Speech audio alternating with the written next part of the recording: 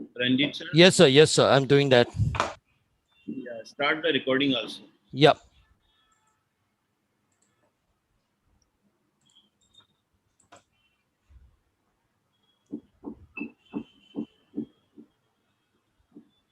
Yes, we are live.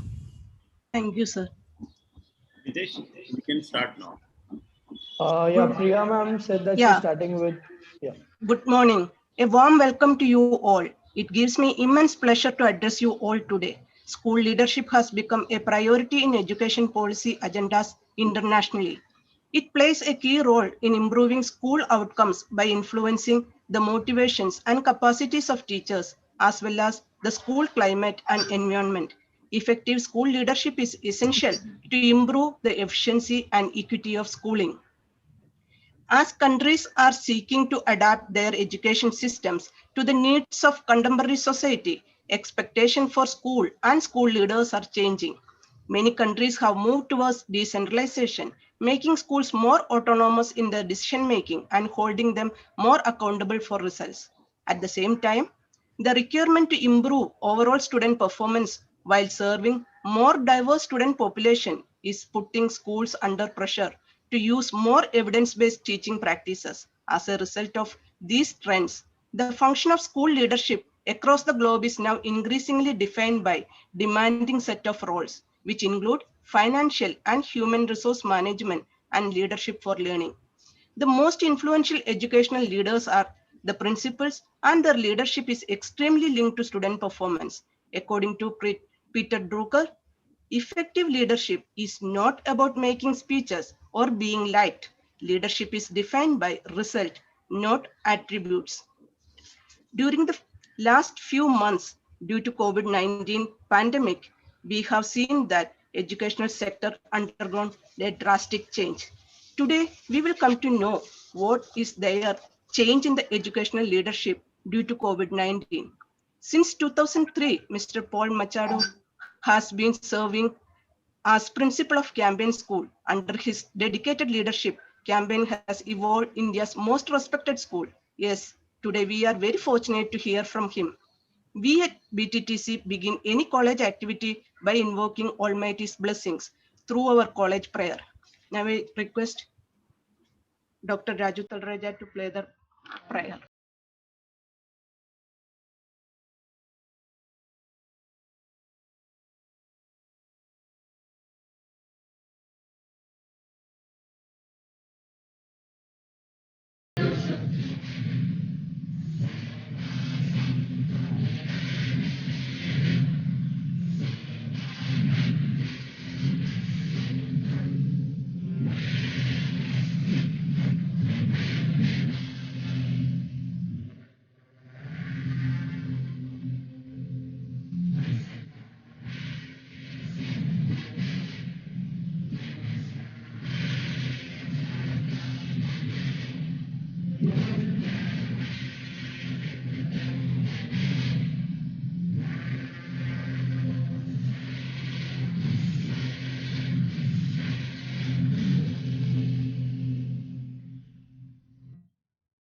Thank you. A day like today is very important to us. It provides an opportunity to meet our alumni. I am very fortunate. I am very happy that Dr. Balani and Dr. Mandeep Kochar helped to organize such an event for us. BTT has long established a tradition to stay in touch with their students. Continuing this tradition, BTTC Alumni Association organizing this webinar in coordination with Dr. Mitesh Gala, an alumnus. Mr. Mitesh Gala holds master's and doctoral degree in education. He is presently a maths teacher with Campaign School. I would like to take this opportunity to thank Dr. Mitesh for the keen participation as well as the support you have extended towards your alma mater. I request Dr. Mitesh to introduce today's resource person, Mr. Paul Machado, Sir, Director, Campaign School. Good morning, ladies and gentlemen, distinguished guests.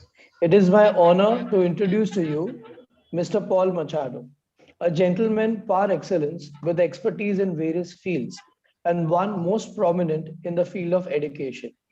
Mr. Machado started off as a humble teacher in 1982 and through his hard work and dedication, became the principal of most prestigious school in Mumbai, Campion School, a position every principal envy and vie for. He was vice principal of St. Mary's School ICSE from 1993 to 2003 and was soon elevated to principal of Campion School from 2003 to 2020 when he retired last year. He is now the director of education at Campion School. In addition to this, he is a member of management board of St. Peter's School, Panchgani. Honorary Secretary of UMind, a platform for young students from different countries and cultures to interact with and learn about each other. He is actively involved with Adhyayan Quality Services Private Limited as a lead assessor. Adhyayan is an education movement of India and international educationists dedicated to improving the quality of leadership and learning in schools. He has been inspector of ICSE schools from 2014 to 2019. Vice President of Association of Heads of Anglo-Indian Schools, Maharashtra branch 2015 to 2019, and later became the President of Association of Heads of Anglo-Indian Schools in India from 2018 to 2019. He has been a member of Advisory Board of Xavier's Institute of Communication, Mumbai, and member of the Terrefox Marathon Committee. He is a proud winner of several awards, the Henry Dorazio Award for Education and Human Enrichment, winner of Leadership and Management Award in the education world, successively for 4 years. He was instrumental in leading Campion School to win the status of top ranking school for 7 consecutive years. To date, Mr. Machado works closely with parents, students, and teachers to foster human values and is responsible for a number of educational and cultural initiatives taken in schools.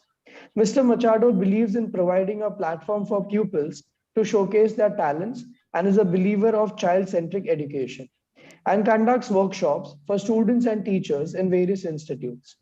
I am sure everyone is eagerly waiting to take home everything you have for them, sir. Dear sir, we are truly fortunate and honored to have you in our midst this morning. We welcome you today, Sir Machado. Thank you. Thank you, Dr. Mitesh. Thank you, sir, for inviting me. Okay, shall I begin, Dr. Mitesh? Yes, sir. I'll share the so, screen. Oh yeah, share the screen. So what this is more will be an interactive rather than I'm going to talk it out. So I would like to the candidates or whatever the teacher trainers, so to be a part of this discussion over and okay. Okay, so let's begin with first. So now the topic itself says education leadership and setting new trends. So let us see in what way the teachers also play a leadership role. Okay, so let's see. So it's very clearly said, great leaders inspire greatness in others. So in the same way, the great teachers inspire their students, okay, to do great things. Let's go to the next slide and see what exactly it is that what we are going to deal with. See, in any way, any functions, normally we talk about 3-course meal.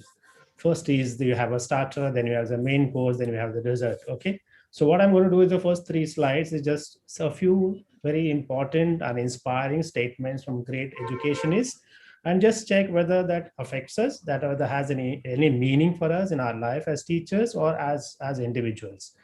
Okay, the previous one, sir, the first one. Sorry. Okay, see, look at that.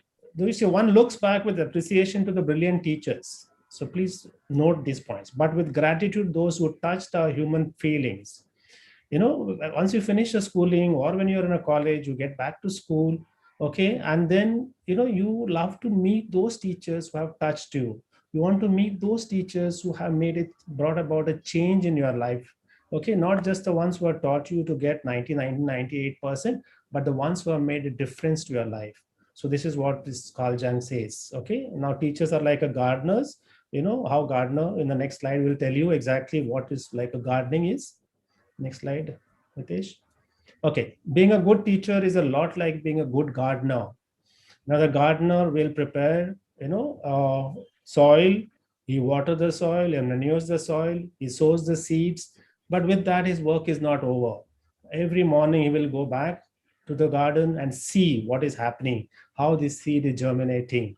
Okay, and if it's required a fine or a individual touches to be given, you will make sure that he does that, and he does not give up till he realizes that this has got something for me.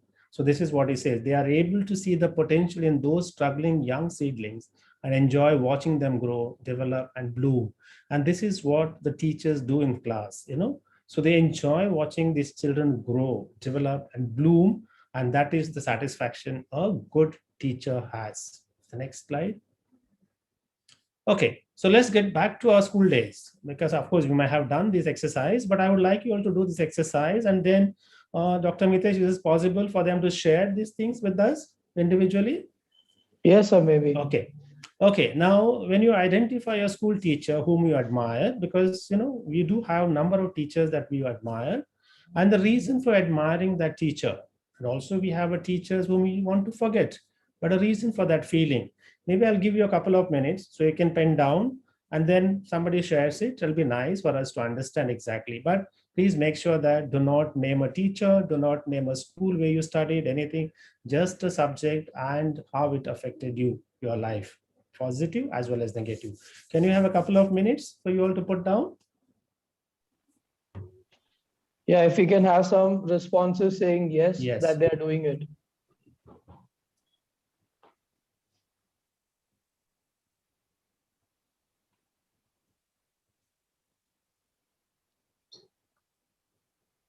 So in chat box, yeah, a few people have said yes. Yes. Sambhavi, Priya, Ludwani.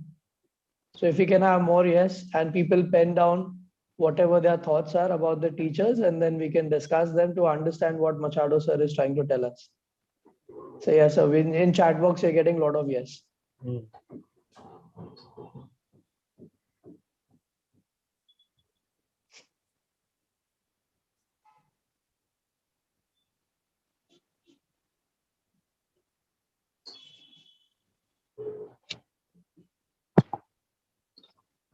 Okay, Smita Yes. Kalaskar.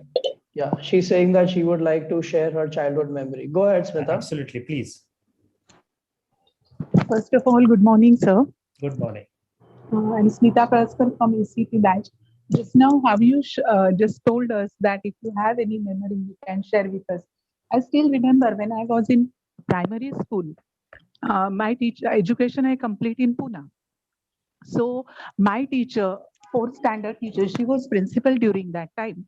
But the way how she explained us the history and all that, still I remember all these things without taking textbook in her hand. That time I was in Marathi medium. But the whatever the Shivaji book is there, still it is for all boards. Think so in SSC board. But the way how she explained is in a story pattern, I still remember. Even during history topic, when Bal Gangadhar Tilak died and that picture was there, really I remember the way how emotionally she explained it to us. I cried that time, and now also my eyes filled with tears. So the way how a teacher explained us, still I remember the way how she taught us maths during that time. That also I remember. So when I was teaching my daughter. That time she asked me, Mama, still at this age also, how you remember all these things? Then I share my experience to her. Behind that, my grateful teachers are there. Still, I remember that teacher. Related to that, sir, can I share one more my experience? Yes, please. Uh, as I was in Pune, my auntie, she got 1 year Best Teacher Award. And that ceremony was in Pune Municipal Bhavan. There, we all family member had gathered. And there, suddenly I heard the name of my teacher, Mrs. Shailaja Fadtare. In Pune, that Fadtare Chowk is still it is there. So when I heard her name, I was so overwhelmed. Means without thinking anything, I just ran and I touched her feet. And that time she remembered me. Smita, you remember me? I say, why not, ma'am? So that is also very touching experience for me. As means the foundation, what I'm getting the knowledge because of such teacher. So I'm very grateful for my lovely teachers. Thank you, sir. Thank you so much. This is what we need to leave this legacy behind. So as teachers, because you all are getting trained yourself as teachers, going into the world, going into the schools, and you need to live those memories, the teachers, years to come. Okay, anyone else?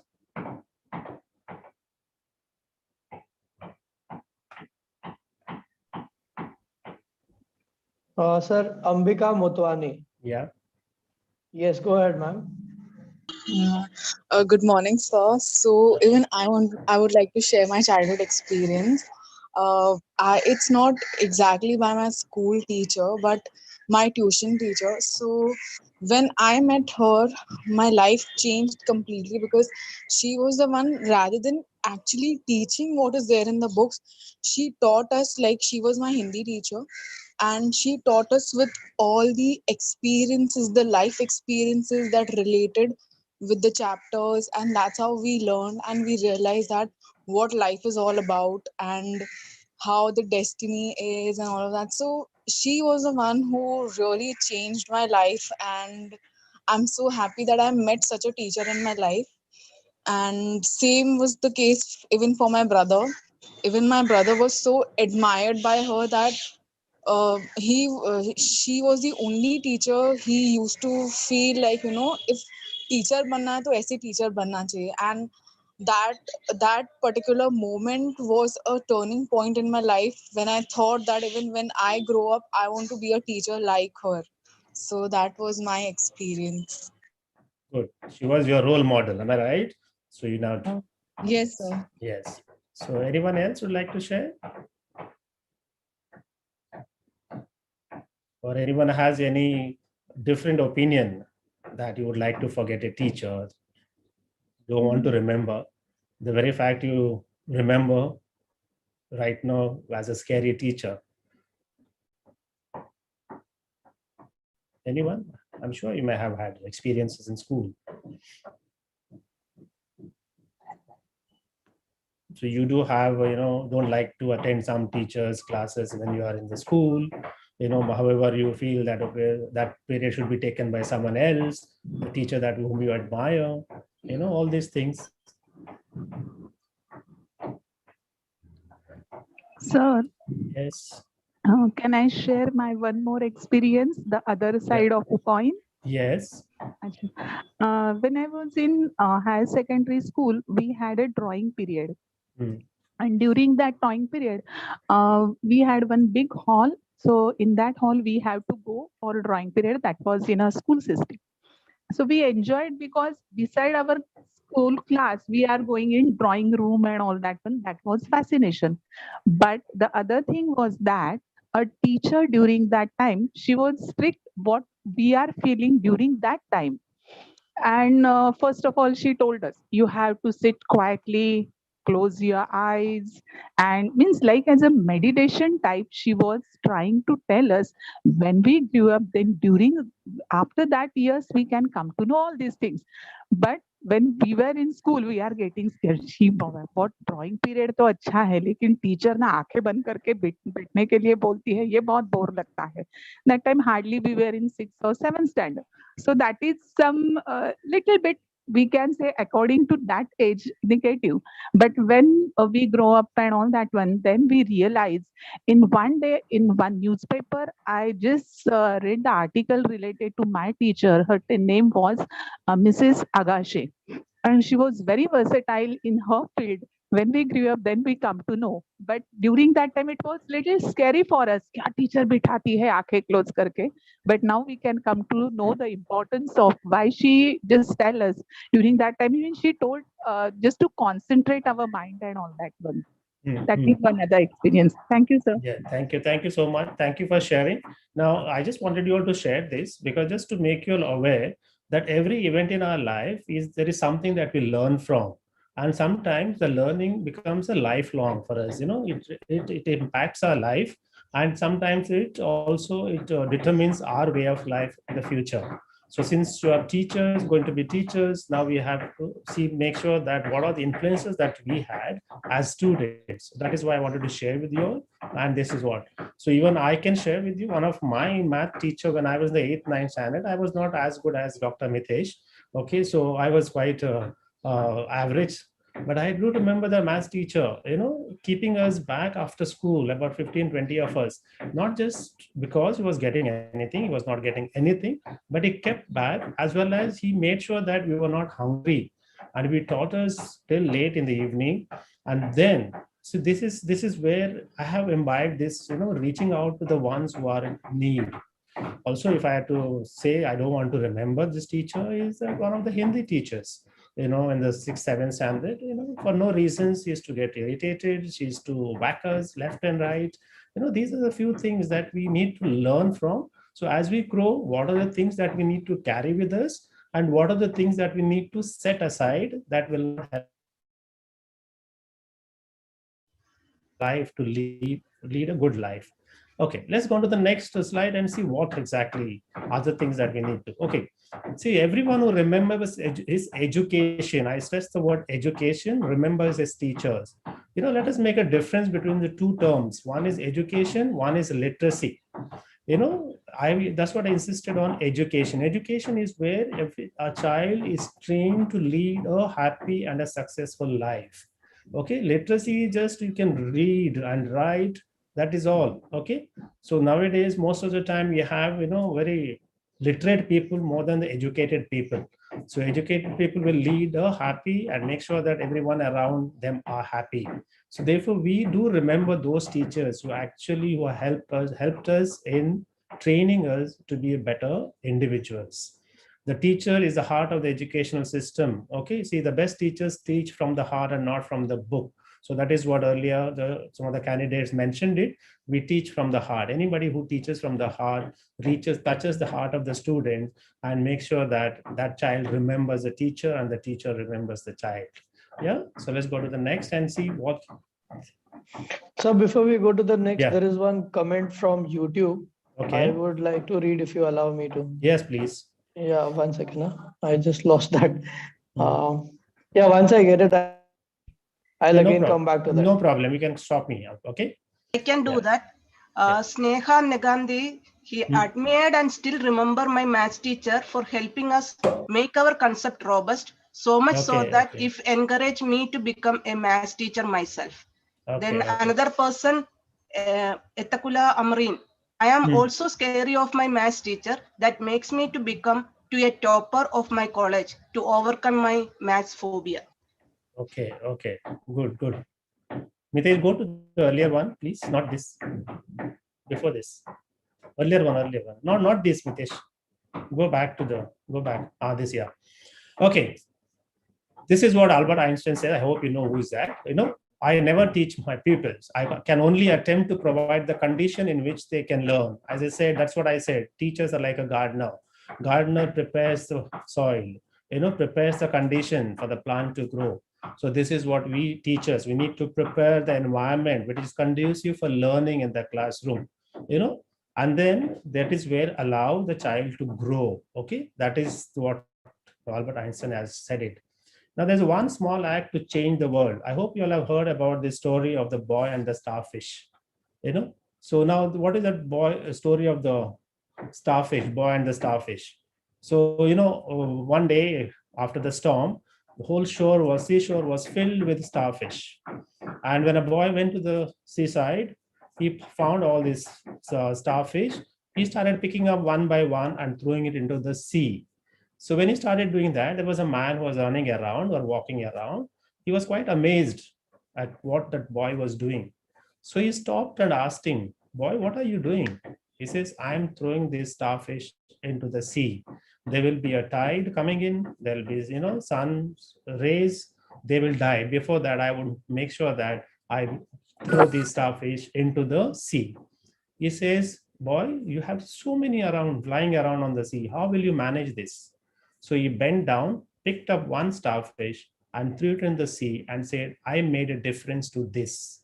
So this is what it is. And then what does this story tell us? And that man was impressed by that and he joined that child throwing the starfish into the sea. So every act of theirs made a difference to that one starfish.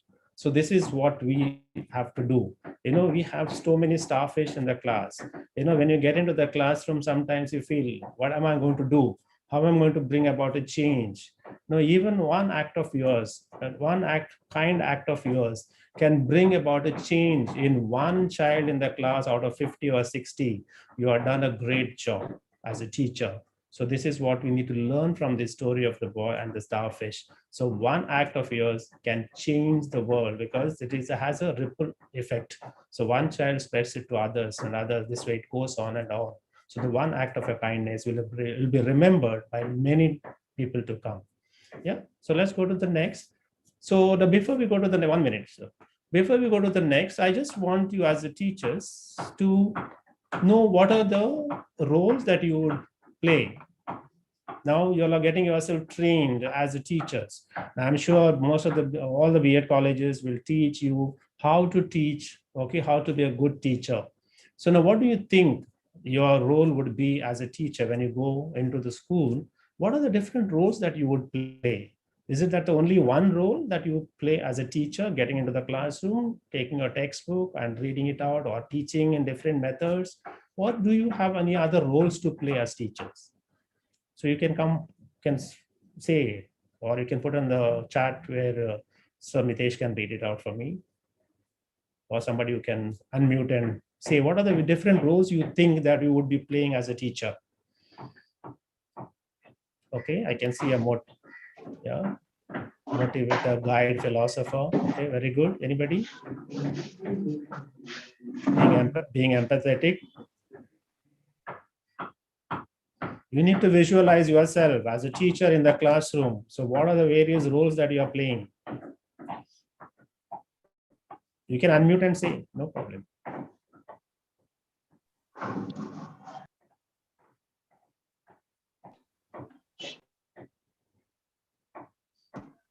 Creator of overall development.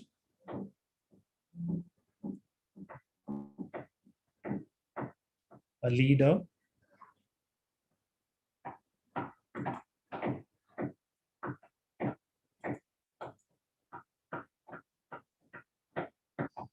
Okay, a friend. Okay, now let's go on to the next slide and see whether we have all these things, because I have just condensed the various roles that a teacher plays, in the classroom, in the school. If you're a teacher, you're also a life coach. You are going to train your children how they should lead a life, educate them. So that's why you're a life coach. You're a motivator, as somebody said. You have to motivate the good ones to excel, motivate the average one to go beyond, and those who are below average to discover or move ahead. The discovery guide, you are the ones who will discover the various talents in the students, and you'll say, okay, this child is good at debate, this child is good at football, this child is good. So you discover.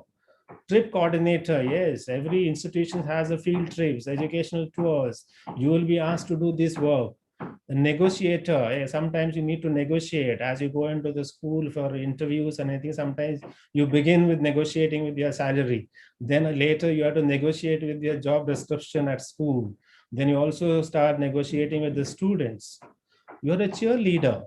Okay, you cheer when the child succeeds, does well. Okay, you are there on the side, to help them to excel. You're a rule enforcer. You enforce the rules and regulations that the institution wants you to put. You are an eye opener. Okay, and then you're a role model, which is very, very important. You need to walk the talk. What you say, the children need to see in you. You're an organizer. You have to be an organized person. So when you're an organizer, I'll talk about this a little later. You're a reality checker. Okay, what is right, what is wrong? You're a fundraiser. Sometimes school will ask you, okay, come on, we need fund for this. How will you go about? You're a nose wiper. Okay, you have the children crying, your children sick. You need to help them out. You're an IT specialist. In this modern digital world, you need to be a specialist there. You're a counselor. The children will come to you time and again. I'm going through these problems. What shall I do? You're a handwriting expert. Yeah, you need to insist on good handwriting. You have this. You're a dream instiller. You make the child to dream big. You're a mediator between the students, between the teachers, between the parents. You're a truth detector, try to find out what is right, what is wrong. Sometimes students also see us as entertainers, and the trainer. We train our children to be better citizens, good at their subjects. We plan various events in the school. We have various schedules that are planned for us. And then you're a decorator. You'll be asked, okay, we have got a program, so now this all has to be decorated. So do you all agree with this as you go into the schools, various life? So as a teacher, you'll have to fulfill all these things, and you will be expert in this. I'm sure Dr. Mitesh will be able to tell you. So that is, this is all the work that we all do. Am I right, Dr. Mitesh? Absolutely, sir. In fact, beyond this at times. Yes. So he's not just a teacher, but you have got various other roles that we have to play as a teacher. Yeah. Okay, let's go to the next. Sir, are we scaring them by all these words? No, we are Are not we preparing them? We are preparing them. We are not scaring. You do this as a teacher, all this role without you realizing that you are doing this. Okay. So nobody, you will automatically step into this and will start doing it. So this is what you need to be, So it's not just one. That is anywhere, So don't get scared about it. Okay. So you will enjoy doing this. I don't know. Mitesh sir will tell whether he enjoys or doesn't enjoy, but you'll Absolutely, enjoy sir. you'll enjoy this, and this is where you lead an impression in your children's mind. So that's how the good teacher, great teachers, and not so good teachers are distinguished when you get into the school. Yeah. Yep. Next. Okay, so now I want to ask you, there are various basic skills that you need to know as a teacher. Okay, you are very, need to be competent in not only the basic skills, like, subject expert, classroom control, like, etc., etc. There are a lot of basic skills, but there are a lot of new skills that you need to keep in mind as a teacher. So what are those, basic, besides the basic skills, the new skills that you keep in mind, which goes without telling, but you don't know about it. Okay, but let us see what are the various things that we have one by one, and then we'll explain to that point. Okay, first I'll put down all the list of 15 new skills that as a teacher you need to develop in you. It's not only just because you are a teacher, it's also for you to as a good human being. Okay, sometimes, I always say, it is not just a human being, you need to be being human. That is very important. That is, as teachers, you need to take the second part, being human rather than just a human being. Okay, so let's see the next. What are those 15 ones, one by one? So Mitesh can just Yes, sir. So Meera Swami has put on the chat box. Yeah. A teacher has to inculcate problem-solving capacity and make children stand comfortably in good and bad situations. Yes. And come up with flying colors in life. Yes, absolutely. I'll put up the skills, sir. Yes. Okay, so you have these, all the 15 you can take, sir. No problem, one by one. So these are the ones, one by one, I'll deal with you all. Okay, so these are some of the new skills that you need to keep in mind as you move out into the world as teachers. Okay. So now let's see, there are 15 points: adaptability, confidence, communication, team player, lifelong learner, imaginative, leadership, organization, innovative, then commitment, ability to manage online reputation, ability to engage, know when to unplug, time management skills, and patience. So let's take one by one now. First is adaptability. Now, how many of you believe this? Adaptability is an important skill that we all need to possess. It is just like all the biology teachers will very well explain this. Every plant will adapt itself to the given condition. A plant that survives in a desert will not be able to survive in the seaside. So therefore, the adaptability is very important. So let's see. So next slide, sir. So in this modern digital world, see, the ability to adjust your emotion, thoughts, and behaviors to changing situation conditions, being open to change, new ideas, challenges, and approaches. So, let's take our examples in schools. Used in this modern digital age, all teachers need to be very flexible and be able to adapt to whatever is thrown their way. Now, look at what happened this year. The pandemic came in, and majority of the teachers were not trained, but they were just thrown into the deep sea. Okay, some found easy to swim across to the shore, Some found it difficult, but they found their way. So this is where we try to adapt ourselves to the given situation. Now, even in schools, the principals come, go, there are new principals coming in, the new administrators, new principals will have a different way of functioning. So, it all tests your adaptability skill. So you need to be sure that, okay, I need to adapt to the given conditions and move ahead in the best interest of you as well as the institution. Whether it is to the way students learn, the behavior in their classroom exhibits, or the lesson plans, being able to adapt is a skill that every modern teacher must have. Okay, so this is what it is. Adaptability is a very important. It is not only just for your teacher, also in your life, in your family life, how you adapt yourself to the given conditions. Okay, the next slide, sir. Okay, confidence. Sir, again a comment from Meera Swami. Yeah. She says a famous quote, if I can't learn the way you teach, can't you teach the way I learn? I learn, yes. That's a child will say, yeah, that is true. Okay, the next is a confidence, having a belief in yourself. That slide itself says, I can't is there, the key is removed and it becomes can. The great ruler Napoleon Bonaparte said, the word can't exist in the dictionary of fools. So there is nothing called can't in our life. Okay, we need to have that belief in ourselves. That is very important. When you have a belief in yourself, you instill that belief in the students around you, in the colleagues with you and around you. Okay, a confident person inspires others to be confident, and a teacher's confidence can help influence others to be a better person. So please make sure that you believe in your talents, believe in your self, and make sure that people around you will believe in you and believe in themselves. Yeah. Next, any comments? Okay. No, sir. Earlier style. Okay. Now I put communication. Communication is having a connecting our relationship with people. So as teachers, communication skills are very, very important. So we need to communicate. We need to communicate not only with our students, but with parents and the staff, an essential skill. How we communicate, when we communicate, and what we communicate is very important. So you need to think before we start communicating. You need to understand the situation, because what you're trying to communicate to the students should be able to understand. So before you start saying something to your students, to your colleagues or parent, you see whether you understand what you're trying to communicate. So therefore, you need to take time before you communicate. But communication is an important aspect of a teaching. You communicate with your students in the classroom.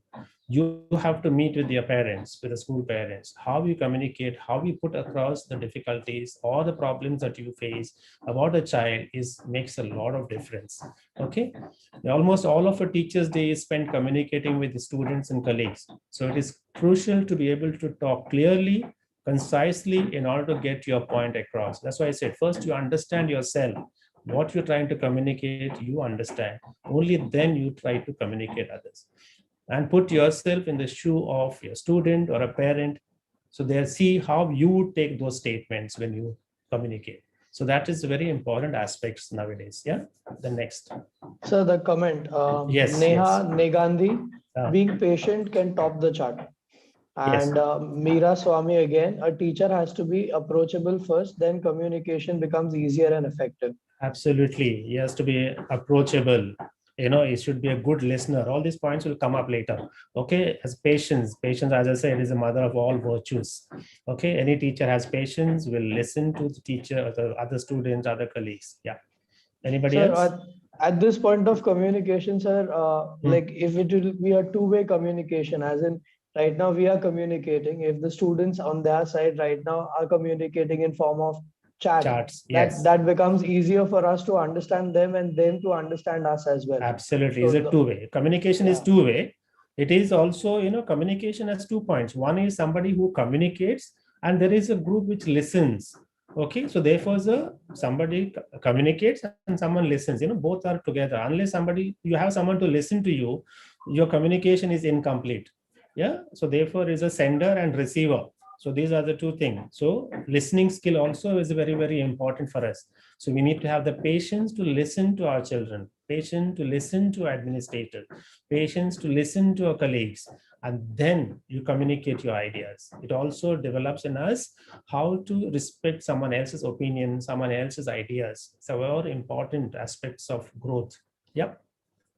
Yeah, so just a point of view, if anyone is little scared of sending chat to everyone, you can send it to me privately and then we'll read it. So there'll be Yes. better communication if you're scared at least.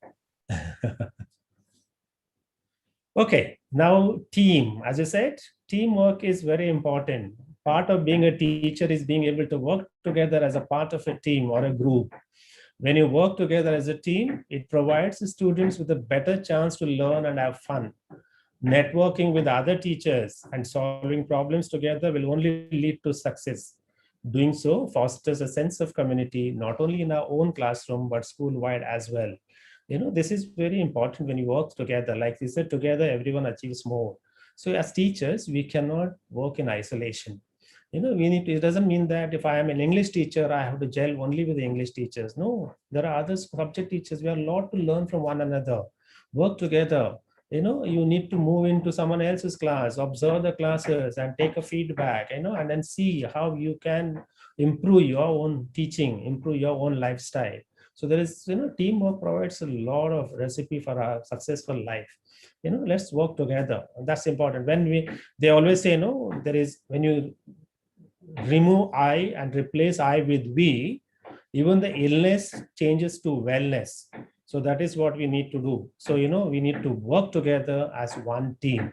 You need to own, when you go to any institution, please make sure that you own that institution and you say, it is my institution, it is our institution. We work together for the betterment of this institution. And in the bargain, you benefit, you personally, you develop yourself. Yes. Okay. There's a comment, sir, Ananya Priya. Divide the task and that multiplies the success. Success, yes. So these are nice quotes. So when you come together, you know exactly the team A member has this, talent. Team B has this talent. Team C has this talent. So all the ABC come together, pull their talents, and automatically the job becomes easy and it becomes a success. This is what we do at school. Putting people together, identifying the talents of different individuals and putting them in the right place to make sure that they succeed. Yep. Okay. Next, sir. Okay.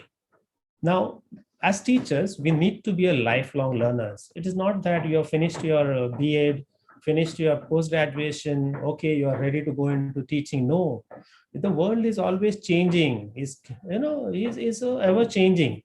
The things are changing. Today, what is happening today, tomorrow is something different. So, it's changing along with the curriculum and educational technology.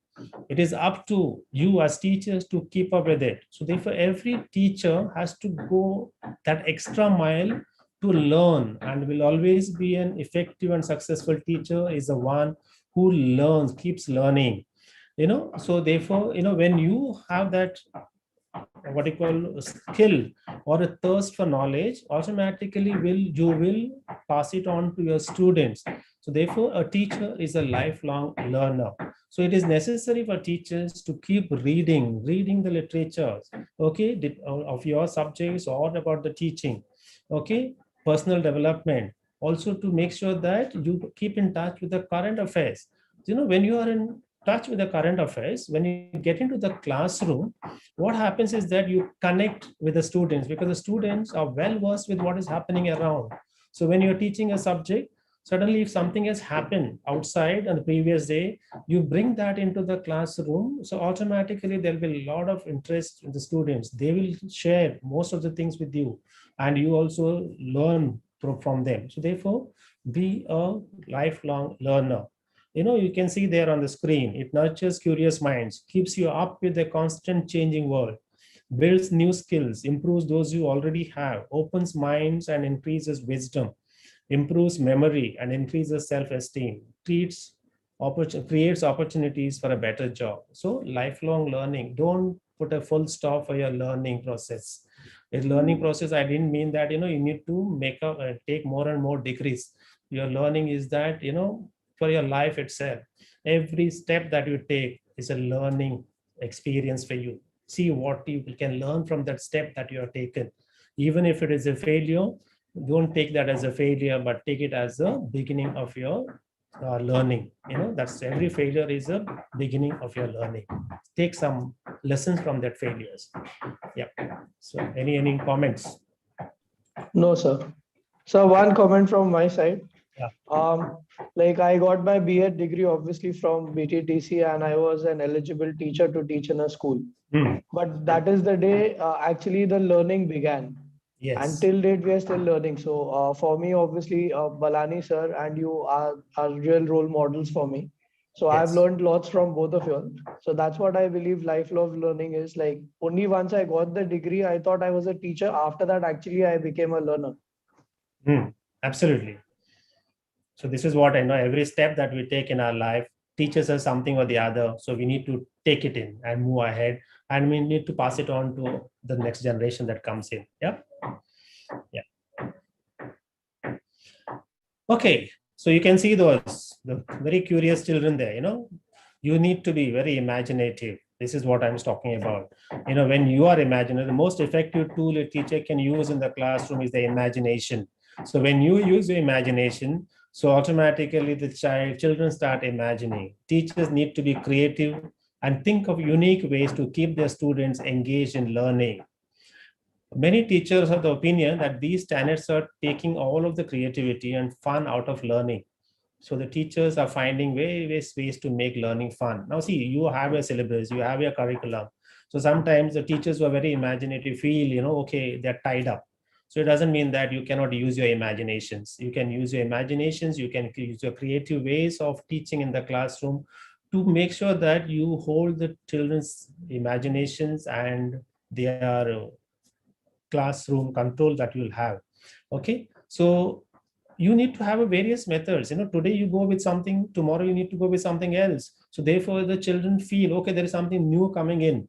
Okay, so there are various teaching methods that you will be learning over there at B.Ed college, but also you need to adapt to the given conditions in the classroom. Okay, so how you can keep your students engaged in learning. So create that, skill in our children is being imaginative, being creative. Okay, and that is what will make you very successful teacher. Okay. Yes, So sir. there's a comment from HR. I don't know, the name is HR. She says meme is the new way of connecting. Okay. Memes are those small jokes what they have by which you can teach. Yes. And again, Smita Kalaskar, agree with you. We are the students lifelong. Each day teaches us something. Yes.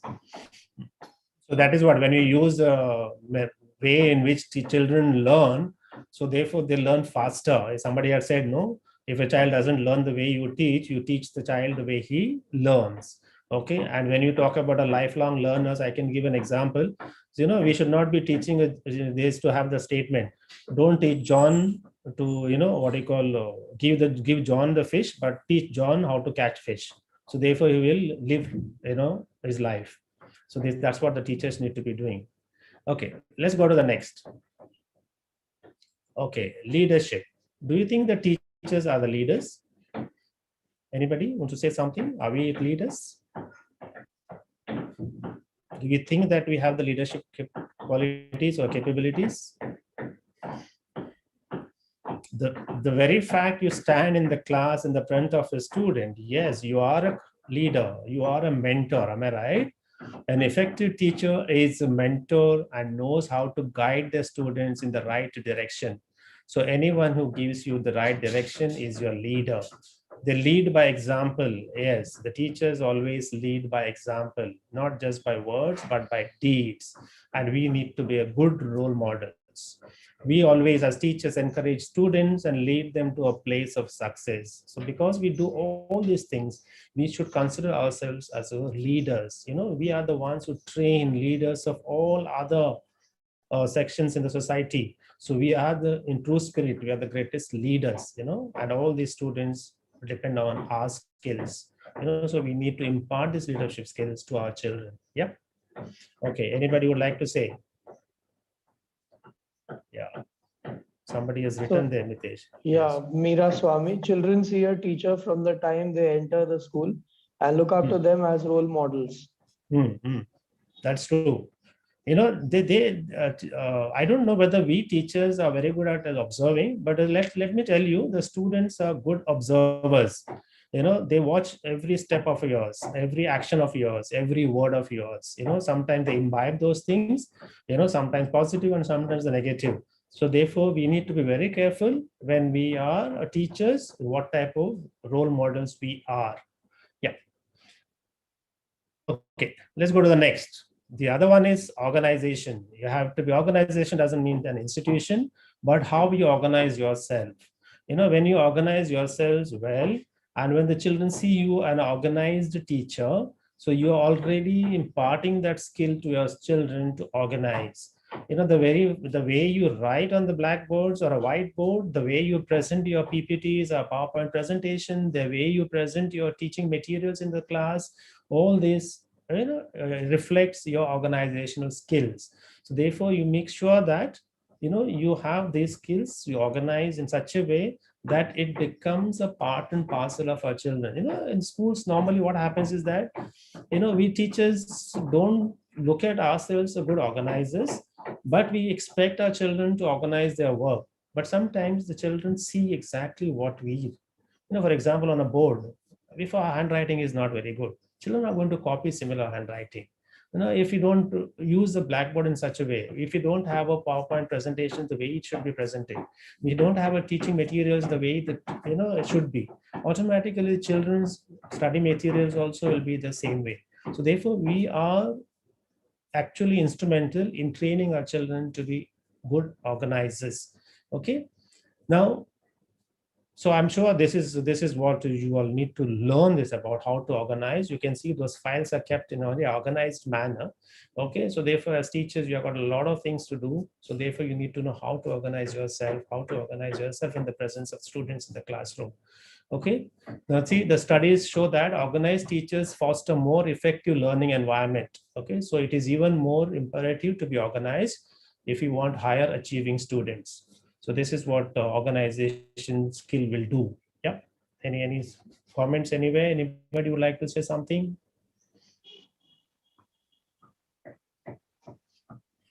Nothing on the chat box, sir. Okay, so let's go to the next one. So is an innovative teaching strategies. As I told you earlier, also imaginative and innovative. So more practically, see, a modern teacher is willing to try new things. You should not get frightened to try new things.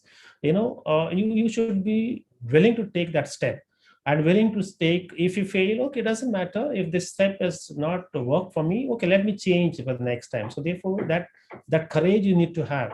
You should be willing to try new things, from new educational apps to teaching skills, electronic devices, all these new things that which are using it now.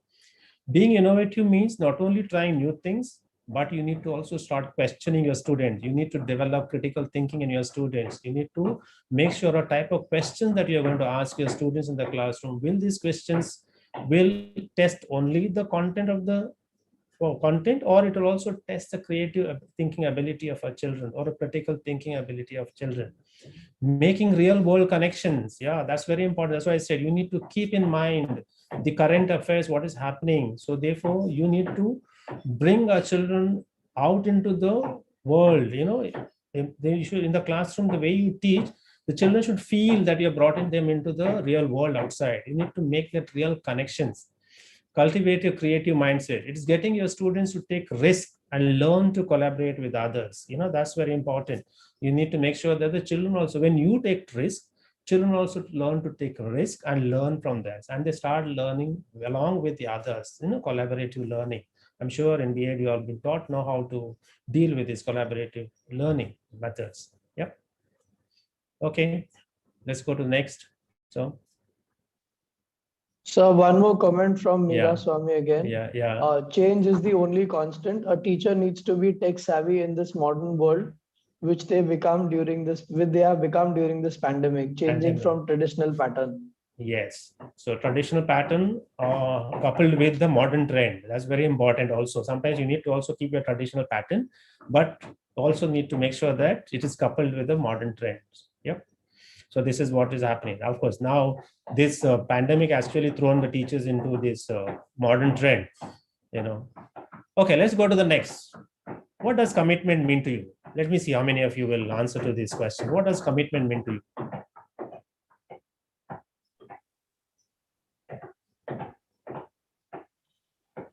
Anyone can unmute and answer, please. Yes. You don't need to be shy or scared of your friends. Go ahead.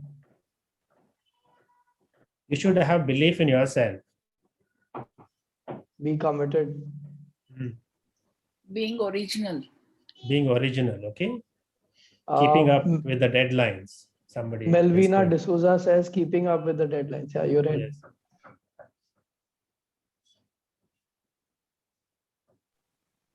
Dinaz Irani says sticking to a particular goal despite difficulties. Okay. Yeah, taking the responsibility. Preeti Pathak. Yeah.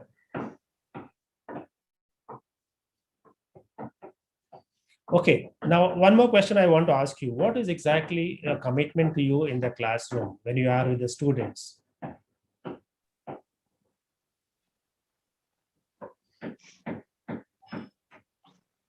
As a teacher, when you are with the students, your commitment is to see that every child moves ahead in the subjects that you teach, moves ahead in the life that you want the child to be. So that commitment. So the modern teacher needs to always be engaged in their profession. So the children should see that you are engaged, you mean business in the classroom. It's not that, commitment, those teachers who are really committed will not waste their time in the classroom. So make sure that I have been given 35 minutes. I need to make use of this 35 minutes for the benefit of my students. The students need to see that the teacher is present and dedicated to being there for them. It is not just teaching, but also in the other aspects of their growth. So, during those free time, during the break time, after school, before school, there are students come running to you, pour out their miseries, the difficulties. You have two sections of teachers. Some teachers will stand and listen to them. And that's what the commitment. And the child feels, okay, the teacher is there for me. And the other section, the teachers say, I don't have time now, come afterwards. That is not the commitment. Commitment, you are there for the students at all times. It doesn't matter if it takes 1 minute to just stand and listen to those students, the misery, the difficulties. You may have done wonders for that child's life. So therefore, that is what is the commitment is all about. Yeah. Okay. So there's this Tanvi K. She's saying commitment is to put full efforts in task assigned. Yes. And Ananya Priya says being down to earth and never to try to show off your knowledge. Yes, you have to be simple and you need to be humble. That's what it means at the last. Am I right? Don't try to show off, but we need to be humble and simple. Yes. Okay. I'll move to the next slide, sir. Yes, sir. Yes, please.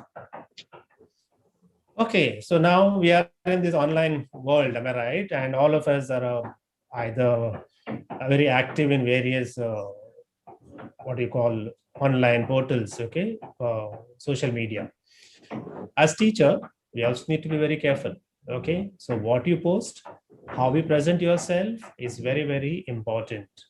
It is necessary for us to use this social media, okay? It's necessary to be connected with our students, connect with our friends, but also teachers, please make sure students, whoever it is, you must make sure that you know exactly how to carry yourself in the online. So that is your reputation. That will be a reputation of your school, reputation of your college.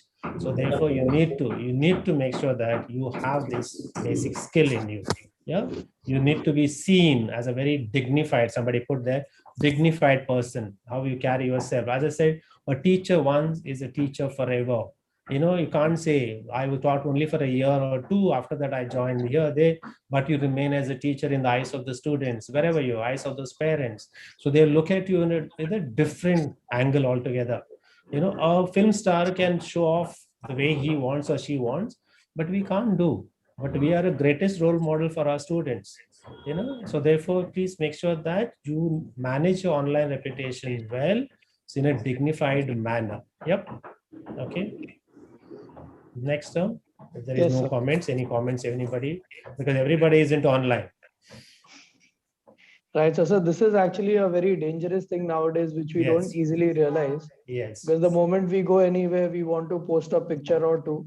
but we don't know at times, is it going in the right hands, and with what image are we creating that? Yes. When you create, when you post all these images of us, your statements, the students or anybody outsiders can, misuse that. Am I right?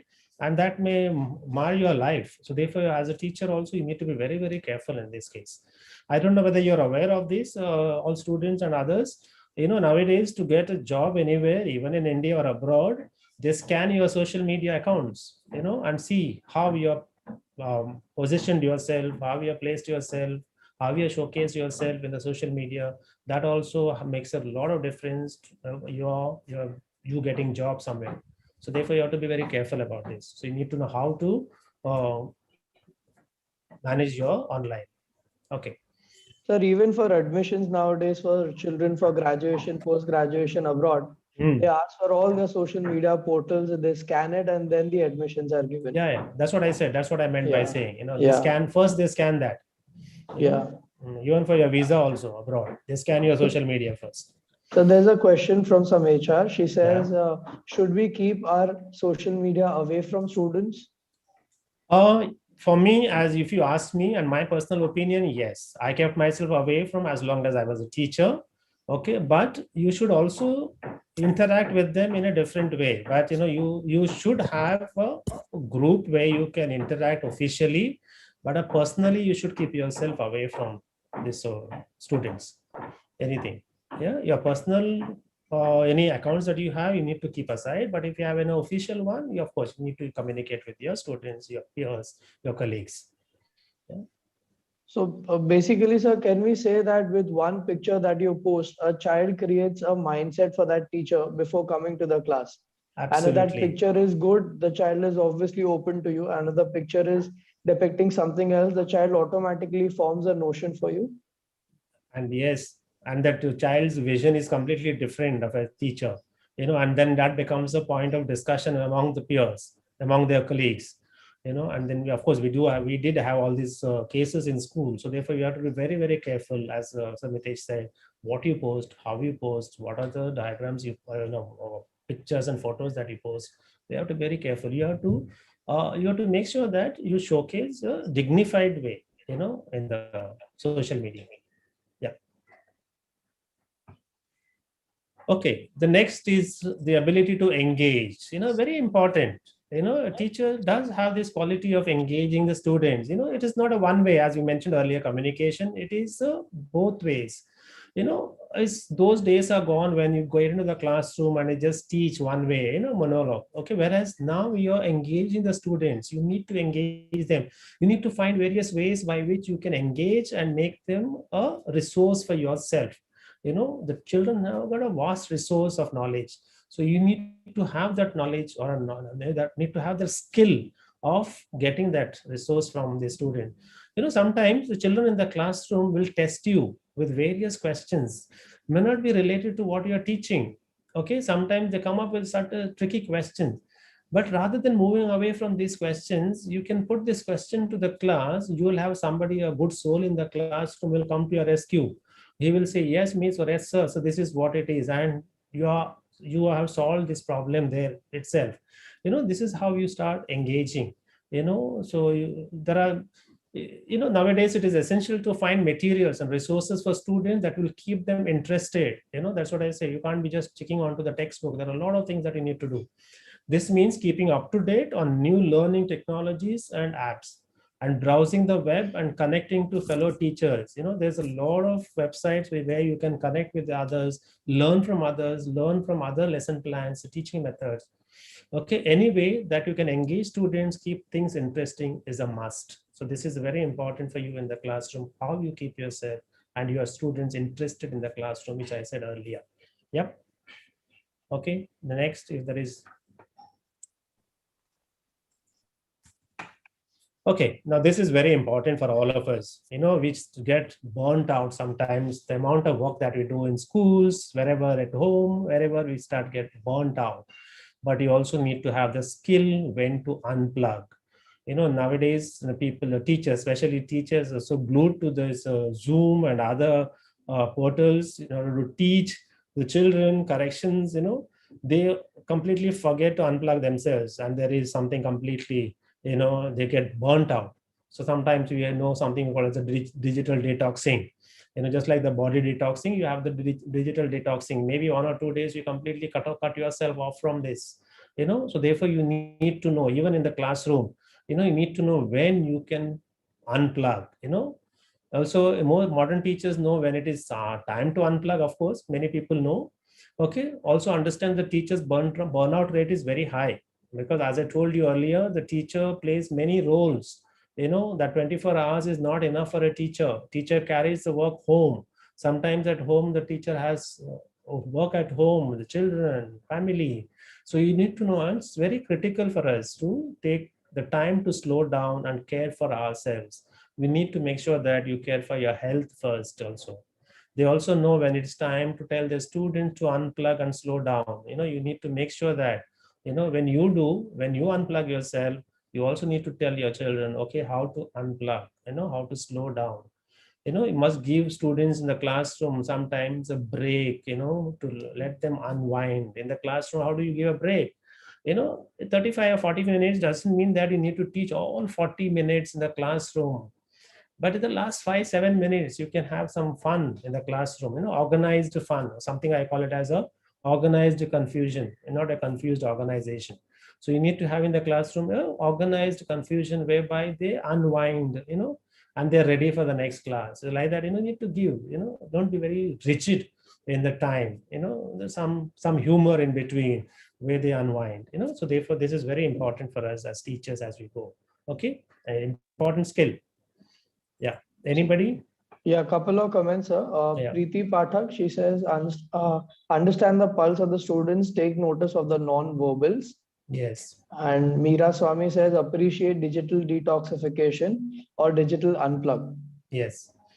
In the classroom, you get that clues, when the children are with you or not with you, because by looking at somebody mentioned, body posture itself, you get to know. So immediately you need to change your techniques, change your ways of teaching. Suddenly, give them some free time, 1 or 2 minutes to stretch, some fun, so this is very important, detoxing, what we call it as unplugging yourself. Okay, the next, sir. So can we also say that know when to unplug from the unnecessary gossips or politics that goes around? Yes, important. You need to know what is right, what is wrong, whether it is required for you or not required for you. Okay, whether it will benefit you, whether it will grow, whether you will grow by this discussion professionally and personally. And if it does not have an impact in your life, so the best thing is to ignore and move away from that. So that itself becomes a unplugging, moving away from that given situation, which is very toxic. So just move out. That's important point, Samitesh. Right, sir. Moving to the next slide, sir. Yes. Okay, so now you have this skill. What is that? Ability to time management. Am I right? I'm sure this is very important for teachers. Very important. As I told you earlier, we lack time management. Sometimes, we have to prepare for our class, we have to give a lessons, we come back, you have to assess, you have to submit marks, you have to submit lesson plans, we have to give the mark sheets, you have to give remarks, there are a lot of work, and plus you have to do homework, we have after school work to do. So there's a lot, but we have only 24 hours. So how do we manage this? It's very important to have a time management skill, because time management itself is a vast skill that we can be discussed at a length. But you need to make sure that you have this at least some skills. Every day you must put down what the to-do list. From morning 8 o'clock school starts till 1 2 o'clock. What are your to-do list are?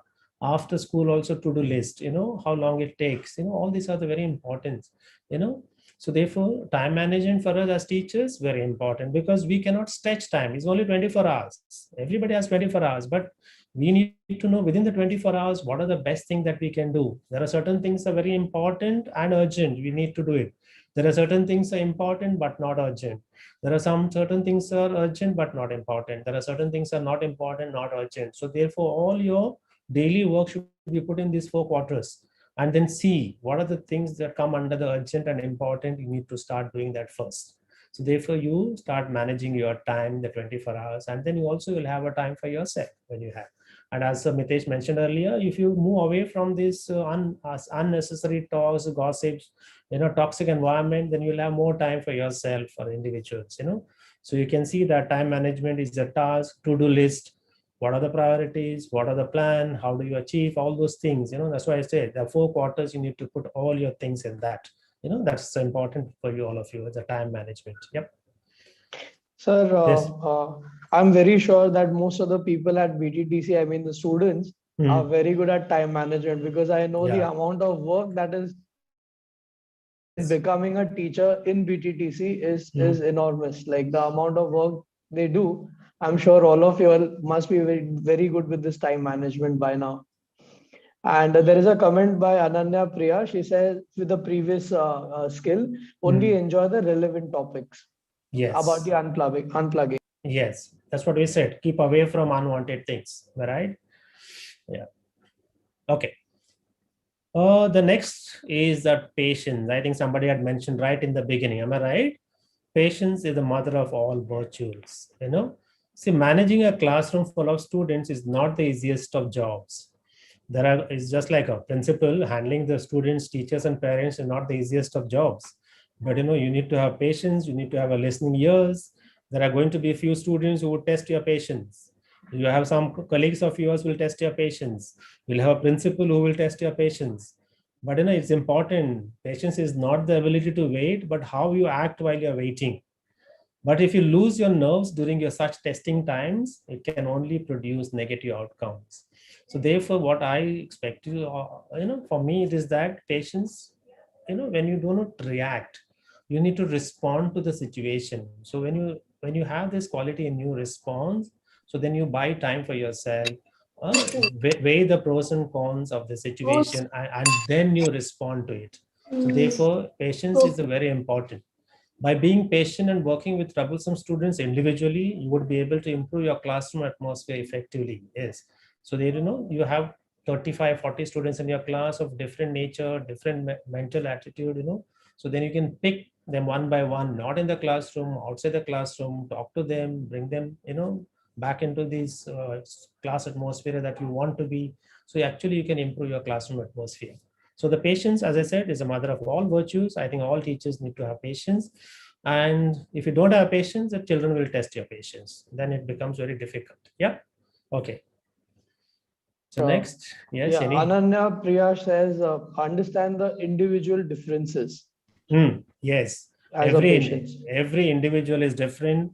We also need to make sure that we respect everyone's individuality and uniqueness. When you start respecting the individuality and uniqueness, of course, we always we allow ourselves as well as the other person to bloom. Yeah. Balani sir, at this point, I would like to mention that Machado sir, he is the best one to understand individual differences. Like he is the one who's got the best skills in terms of manhandling. Like I have seen him in school as well. Every teacher is a different individual. Everyone has their positive, negatives. He exactly knew how to work around with their positives and ignore their negatives at times. So that's a very key element that we all need to take away as an individual, as a teacher, as a principal, or whatever post we are at. So management skill is an important skill for any educators.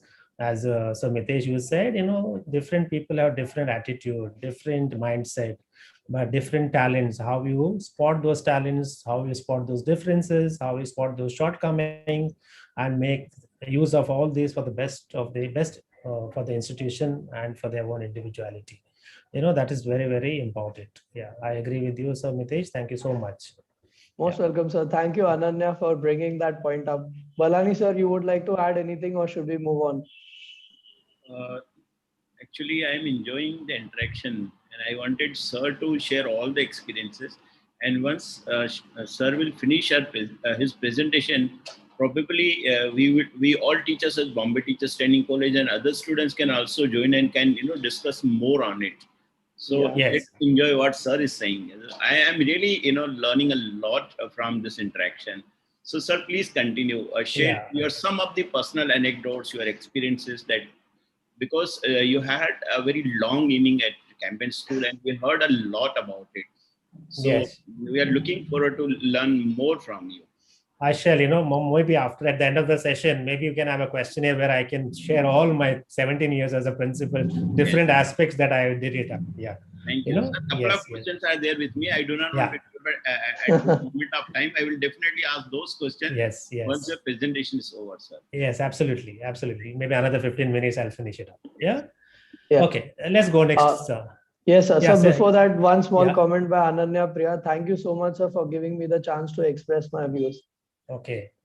So this is another value that you must have. You must allow everyone to express their point of view, viewpoint. That is it's a listener. So I said I also added some more here skills that you need to be. You should be passionate. As your principal said right now, I was very passionate about what I'm doing. So when you're passionate about doing, you won't see what his outcome is going to be. Because you enjoy your doing. So moment you start enjoying your things, so you will be very successful. Normally I did not do. I'm sure Mitesh sir also, all of you don't do anything to get something from there. Without you must do something without expecting anything. Automatically the credits will come to you. So if you're going to do something, oh no, I must get credit, I must be praised for this, you get nothing. So because your end product in mind is credit, but not how we want to do the things. So be passionate about it to do. You should be a caring person. Yes, very important. People around you should feel that you care for them, care for others. Now today, even if I have stepped down as a principal, I'm sure Sir Mitesh would step in there. I always care for my staff, care for my students, care for my parents all the time. That is why, I have that love and affection from these parents and the teachers. Because, as and when I never behaved as if I was the principal. I always behaved as I am more just being a human, that's all. Being respectful, you have to be very, very respectful every individual. So as time and again this comes in. We need to respect each individuals because there is individual difference. We have 5 fingers, they are not equal, they are different. Different parts of our body do different work. So same way we have different students, different types of teachers, different colleagues. So each one is good in their own sense. So respect that individuality. And you need to be very humorous. There is sometimes, when you teach, when you talk, one-liners becomes very, very effective. So even in the classroom, children look up to that. When I was a teacher when I was a teacher in St. Mary's, let me tell you, more than what I used to teach about history, geography over there, children used to make a note of things. So one day I happened to ask that boy is to be very notorious boy and never used to write down, and he was given a task to write down. I asked him, boy, what are you writing down today? I'm really shocked and I'm happy that you're writing down something when I'm just, sir, I'm not writing down about your subject, but I'm writing down how many jokes you cracked today. So therefore they were so they were making a note of it and they were enjoying that. So therefore they were looking forward for those. They used to call it as a PJ, whatever it is, but every one-liners they used to make a note of it. So therefore you have to be very humorous. Children will enjoy you. Humble, it also came up earlier. You need to be very simple. You need to be humble in your life. That's very important. Unless you're humble, unless you're simple, these values you cannot inculcate in our students. So they will see that you're so humble, so simple, in your thought, in your dealings, in your behavior. So very important. Listener, as I said, educationist has to be a greatest listener. I can sit down in my office. I'm sure Mitesh will say, I can sit down in my office and lend my ears to those people who are pouring out their oars. But after they have spoken to me, it's not that they get any answers for their questions or answers for their problems, but they go out of my office saying that, okay, we have poured out our woes to sir and the sir has listened to us. That's a satisfaction. That's fine. There is nothing later. So therefore, as teachers, if you can listen to our students, listen to our colleagues, give a patient listening ears, and I'm sure after work is done. These are the very important values that you need to possess. Besides, what are the other skills that I asked you all to have? So very important, these points. Yeah. Okay. Yes, Yes, sir. sir. So there are a few things to add over here. Like Yes, in the sir. staff room in Campion School, Hmm. there was a famous saying that, okay, Machado sir will come and you are going to get your one-liner for sure. So those one-liners were very famous, obviously humor. And because of that humor, it became like you became approachable, because of which today I'm interacting with you. Yes. Regarding the listener, sir, like I would give an example over here. Like it was like a sponge. Like when you go to Machado sir's office, he was like just like a sponge. You go over there and he soaks away all your problems. He doesn't give you any solutions, but you already know that your problems have been solved and you move out quietly.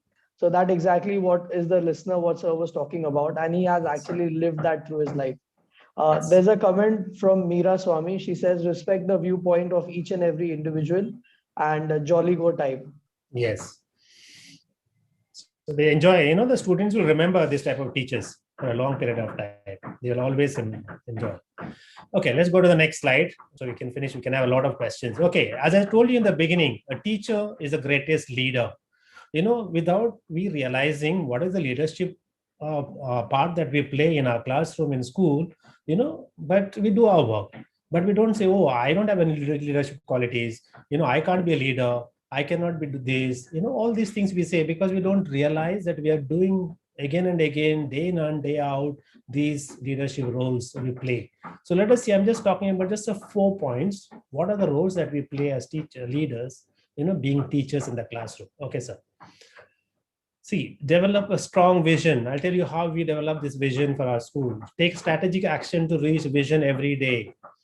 Third is building relationship across lines of difference and then continually pushing yourself to learn and improve. These are the very important aspects of a leader. Any leader who wants to improve, any leader wants to impact everyone's life and organization need to have these 4 basic qualities. And we teachers naturally do this time and again. Okay, let's see how it is. The first point. Okay, now, so let it be here. So develop a leadership, a strong vision. Let's see. One of the primary aspects of leadership is having a clear vision for where you are going. It's very important. As a teacher, what we do we have this vision? Yes, of course, we have vision. We, as teachers, we start the school year by setting the vision for what student success looks like in your classroom. So this is what it is. Great teachers think big and develop a vision for what must be true in order for students to realize their gifts. So this is what we, have developed the vision for our students in the classroom. So therefore, the first point we are very clearly taken out. As with great leaders, great teachers seek tremendous input from stakeholders, students, families, fellow teachers, and the broader community to decide the direction for their class and what outcomes are most important for students to reach by the end of the school year. So this is what a great leader outside in the corporate world will do in order to take their company ahead. So we as teachers, we as principals do this time and again without realizing. Okay, the next is, in order to reach that vision, we take strategic action to reach the vision every day. In addition to setting a vision, the key component of leadership is mapping out the strategy to make that vision come true. This is a major part of our role as a teacher. You will set long-term and short-term goals for what you want your students to achieve and determine how you'll work with students, parents, and your school team to help your students reach those goals.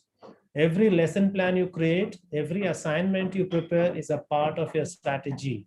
You've got a long term, you've got a short term, you've got assignments in the classrooms. You will tell them this is the chapter that you need to study. This is what the skills that you are going to be tested for. All these things you do, these are your strategies to reach your vision, what you have set for your students. The next point is very important. You should be building relationship across lines of difference. Strong leaders are masters of relationship building. I think your success lies in this relationship. What type of relationship that you build with your stakeholders, with your teachers, with your colleagues, with your students, with the outside world. It's very, very important. Develop authentic relationship is absolutely crucial to your success as a teacher, as an educationist. You will constantly work on building trust with your students as you both motivate and challenge them. This relationship is built on this important aspect is trust. So if we trust one another, automatically the relationship builds up. But if you don't trust an individual, the relationship goes for a toss. Okay, the trust factor is very, very important. Teaching also offers you the unique opportunity to build relationship with a diverse group of faculty, staff, and parents who all bring different backgrounds, experiences, and strengths to the table. Learning how to navigate new contexts and build relationship across lines of difference is perhaps one of the most critical skills that you can develop as a leader right now, as the world becomes more interconnected and diverse.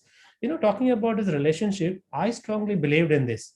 I created that very conducive relationship, atmosphere in the school, whereby everyone felt they are wanted, they are respected. So I had a good relationship with the teachers, I had a good relationship with the students, and I had a good relationship with the parents, I had a good relationship with the other fellow principals. And I always believed when you create this, when you leave an institution, the institution and the stakeholders of this institution should feel your absence. And I can say that my absence is felt from wherever I move out. So because that relationship that I have built, whether it was in earlier schools or the present school, so therefore I think it's very important for all of us to build that relationship. Yeah, anybody has got any points over here? Because relationship is very close to my heart. We need to build this relationship. Sir, I totally agree to that. In fact, just to add, Machado sir, like first few months when I joined, I was amazed to know that he knew the names of all the children right from standard 1 to standard 10. Like he used to spot a child and call them by his name. Like even I took a lot of time to remember the names and all. But that is a small way of building a relationship. When a child knows that my principal knows my name, he feels wanted. Yes. So that was a small point I wanted to add. No Mitesh, comments as such. I would like to add, so this is Dr. Neelu Verma, and Yes. you would know me by name as a Of parent. course, I know. So I know not you. just students, but he also knows the parents by name. That's great. I don't know how he did that, but that is amazing. I still struggle to remember the names at times, but he knows it everything. Even standard 1 children whom he hardly teaches, still he knows all the names. You build that relationship when you interact with people informally. When you interact with people formally, it's very difficult because there's a formal approach. When you're informal, you play with them, talk to them, put arms around these children around, move around, ask them to talk about their day. Automatically, you start remembering, daily 1 or 2 children, you speak.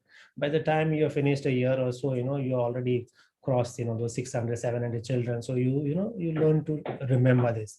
And parents, of course, as Dr. Verma said, I remember the parent most of the time in their surname more than their names. But I do connect myself with them. Okay, the fourth point we say is teachers continually push themselves to learn and improve. I think this is one of those qualities of a leader also. We learn from mistakes, seeking feedback, and continuing to evolve are among the traits of effective leaders. Teachers by nature are at the center of this kind of culture of learning. As a teacher, you're constantly learning and evolving, learning how to teach a new concept, learning what motivates each of your students, learning how to navigate the structures within your school to get things done. You're also constantly receiving feedback on what works and what does not work, and challenging your own perspective on what your students are capable of achieving. This is very important for all of us to take a feedback, and we need to be open in getting our feedback. This feedback that we get from outsiders, from our colleagues, from our students, it helps us to push ourselves and improve ourselves. We should not take this feedback as something negative. Very often some of the teachers don't like to take a feedback from their colleagues or from their students, and their growth stops over there. So I was very open. I used to ask my teachers if there is anything, strengths and the areas for improvement. That's very important. We need to make sure that we have this SWOT analysis done practically once in 6 months or once in a year to find out our own strengths and our areas of improvement. So that's very important for us as leaders. So because these 3 or 4 points that I said, so, this is what I said, we as teachers do this. So therefore we have these strong leadership qualities in us. Leadership is not limited to the formal roles we hold, but it is a way of operating. This means taking time to listen and build authentic relationship, making space to reflect and learn from each other, to collaborate and align on a shared vision, all practices that you will develop and hone as a teacher. So this is just to put everything together, those 4 important points. This is what I said. We are the teachers. We have those leadership qualities. Okay. Anybody would like to step in and say, yeah, any teachers or any? Please be open for a feedback. So every time when you get into the world anywhere, please be open for your feedback, constructive feedback. But sometimes you also do have people giving you negative feedback. But I always is to praise them. I always is to thank them, because they are the ones who will open your eyes. If everybody says good things about you, then you do not know whether you're doing right or wrong. You also need to have people who will point out to you what you're not doing right. So therefore the feedback is both positive, and the negative feedback is very important. And I always used to praise those people who gave me those feedback. Yeah. Okay. Let's see this I finished already. I said this part as a teacher. Yeah. Okay. The next one, sir. Okay. Now, so this is the last thing that I want to communicate to you, all of you, is that if you want to further your careers, further your as an individual, there is an acronym that I created as an ASCEND. A stands for one by one. So you can, okay, aspire to expand your territory. Don't be, satisfied with what you are going. If you go as I'm just giving an example. If you go as a math teacher, don't, stick only to a mathematics, finish. But you start expanding, not just as a teacher, but whatever the role that is given to you, you need to do to the best of your ability. Seek new learning opportunities. That's why I said, learn from every opportunity that is presented to you in school. It's good for you as an individual. It will be good for the institution that you serve. People will remember you. Connect with those who know more than you. That is C. Yeah. Very often, we feel little, don't like to discuss with people who know more. We always say that, oh, they are showing off.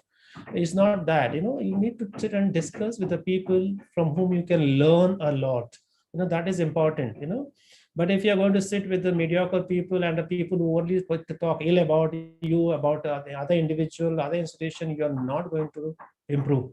So talk, your talks always should be some intelligent talks. Embrace feedback and get better. All this is something I said. N is navigate roadblocks and challenges. Life is not a bed of roses. There are a lot of thorns around. This life is like a river. Starts from the mountains and empties itself in this ocean. But from the mountain to the ocean, it has to pass through so many roadblocks and challenges. Some places like, you have pebbles. Those pebbles, the river will wash it along with. But there are sometimes you get a boulders. So boulders, it cannot do. So it navigates, it moves, it changes its path. Then you have got the waterfalls, and it has to plunge down. So, but it all faces all these and flows. Finally, it embraces the ocean. So our life is like that. Our life is like a river. So we have got so many roadblocks and challenges, but we need to have the skills and abilities to face these challenges and roadblocks and navigate through that and meet our vision. And the D is a dare to step out of your comfort zone. Yeah, that's very important. The very day when you feel I'm very comfortable here, your life will come to a standstill. Push yourself every time. Don't be satisfied with your comfort zone. Okay, that is what I always tell children. You don't be comfortable with that environment that you have. Push yourself a little better. If you can get 90, push yourself to that 90, 95. So then automatically you are going to get that 90, 95. If you have to give 101%, we always say it's not 100%. You need to 100%. There are 100 people trying for. So you want to do something better, you need to push for 101%, 1% more than others. Okay, I fervently believe that when you live and walk in your purpose, opportunities will pursue you. So that is what you talk, what you say and do matches. Opportunities will come along your way, along the way. So for me also, and as earlier my school, I did my job. I did to the best of my abilities. I went beyond the call of the duties. So those principals must have seen something in me. So they appointed me the vice principal. I didn't even bother what I'm going to get as a vice principal. I went beyond the call of the duty work, and then I was pushed as a principal. So I never expected that I would be a principal of a well-known school of Campion. It came on its own. So, but I did without expecting that I should be principal. So therefore, do something without any expectations. Yeah. So with this, I think I end the next slide. So thank you so much. And I'm sure, so next slide. Yes, thank you so much. Yeah. Okay, so this is what I had to communicate a little bit. And now I mean, open for questions, and then I can share with my examples. Yes, sir. You can stop sharing the screen now. So, Meera Swami says, I appreciate your acronym, sir. Thank you so much. Keep it. Ascend. Yes, ascend. You need to ascend in our life. Am I right? Ascend is always moving up. So any questions you can unmute and you can ask, or Yes. you can even put it in the chat box and I will read it out for you all. So stop sharing the screen so I can see them at least if they are. Yes. Yeah. Yes. Thank you. If you can have some videos going on, that will be great, because we are fed up of teaching the laptop now since a year. So you want to see people at least, am I right? Yeah, actually. Yeah. So see the faces. The social interaction is gone for a toss. Okay, at least one has popped up. Thank you. Yes. Okay, sir, can I start with a question? Yes, please. And I know it's a question which most of the teachers, when they join the school and after some time, they have this in their mind. Although I've got a part answer, but I would still want to have your point of view.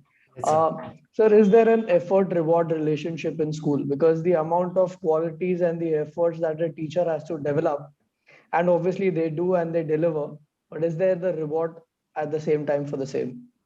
Okay, now when I talk about reward, Mitesh, we need to see there are different types of rewards. Am I right? Right. Sometimes the people look reward in the monetary way, and there are Right. some rewards in non-monetary way. So now you need to see what are the rewards that we are expecting. Is it the monetary reward that am I expecting for my effort that I put in, or am I expecting the non-monetary reward? Now the schools, there are certain schools that have their policies where there is no monetary rewards.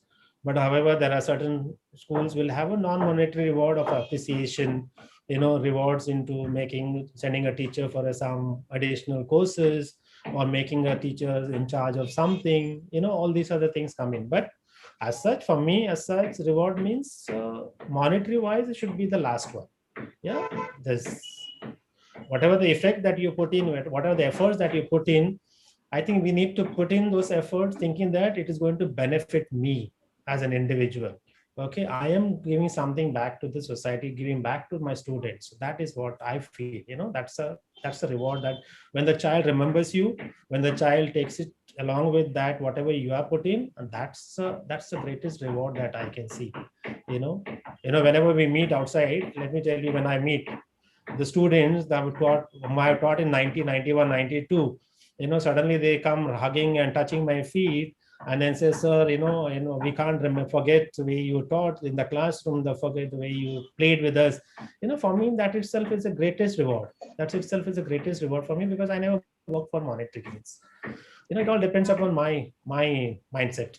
Yeah, I hope I have not whether I answered your question or not. I don't know. Yes, sir, you've done it. Obviously, you've not done it right now. You've done it throughout the time that I was there with you. Because what I have noticed is it's not necessary that you might expect a reward from a particular institute or a person. You just do your bit and you will get your reward from different ways. You may not get it from the person or institute that you are expecting, but you will get it from somewhere else, provided you have the courage to give your best first. Yeah, so let me share in public now. So now, see, I worked as 17 years as a principal, and now it's continuing as this now. Okay, now I'm moving ahead. But you know what? There are so many institutions, group of schools approaching me, to come and help them out. So it's not just the institution where I worked, but there are many other institutions who are asking me to come and help them out. So that's the greatest reward for me. So I feel that okay, I've done something good in my previous institution. It has impacted the society outside. So therefore, people are looking forward certain similar help from me. So I'm happy with that. So what do you think about that? Yes. Yes, sir. I absolutely agree with it because I have seen in my life, like before we put our best, we start expecting our rewards. That is the first problem. And the second problem, when you do your best and you give it, you may get your rewards from somewhere or the other. It never goes unnoticed. Although you may not know from where it's going to come, but it definitely comes. So there's a question, sir, a bit tough one, and I think she's bold enough to ask this. Meera Swami. Payments play a big role in any profession. Teachers do need regularized pay scales. In fact, they are not being paid well in some institutions. Their expectations are also to be met. Kindly express your opinion. I have also heard during pandemic their salaries are being cut. Yes, I agree with you. Teachers have the expectations, and as a principal, I was of the opinion that everything legally that the teacher has to get. And I made sure that my teachers got every facility, every monitor, so pay scale, they got everything that they expected. And yes, I agree. There are many schools do not pay that, and I do because that is their. For me is like that, teachers are supposed to be a profession which builds other professions, and I would strongly advise maybe to the Indian government or to the school leaders to follow the path that the Germany is following. Germany pays their teachers the highest than any other profession. So because they feel that the teachers are the ones who build the nation. So I fully agree with you, and of course my heart goes out to the teachers if they are not being paid. So but I cannot change the policies of the management. Now the salaries are being cut, yes, but there are so many schools, there are more than 50 to 60% of the student parents have not paid the fees. So it matters in how they're going to make this money and pay. So there are certain schools have closed down. There are many schools are closed down in the rural areas because they cannot manage to run the institutions. At least in Mumbai, the schools are going on. Some schools have paying off, and there are some schools are paying 100. So because they respect the teachers, those are schools which are giving them the full pay, that they are respecting those teachers. So that is, I think my school is one of them which pays the teachers full salary. Am I right, Mitesh? 100%, sir. Yeah. They've taken care. Not only that, they've given us extra benefits to buy internet and all. And you Yes. were the one who initiated that. I still remember. So we also have all the insurance policies for all our teachers. All that facilities possible, we are giving it to all the teachers. So you pray that you get into those schools like these schools which actually takes care of the teachers. Okay. So there is one more notion. What I have noticed is like I was right now developing an app and I got two engineers helping me out for that. So when I was just interacting with these engineers, like they done their diploma for 3 years and then degree for another 2 years, so 5 years altogether, although from good reputed institutes. And I just happened to ask them about their salaries. So the salaries that they have is like half of what we've been being paid in school. Yes. And during pandemic, it was even worse for them. So I believe that although the rewards that we get from school or the salaries may not be that great, but they're definitely decent enough. Yeah, obviously you need to add something to that, but they're still decent enough. When I met them, that is the time I realized. Balani sir, you raised your hand, you wanted to say something? Yeah, sir has many questions, he said. No, I would like to answer this question, sir. Yes, sir. I would like to share some of my experiences. Sir, I started my career in 99 with a junior college where I was appointed and I was paid 2,100 per month. So I was teaching physics and chemistry to 11th and 12th standard students, where I had to spend good time in the laboratory, science laboratory, whereas I had to conduct the experiments also.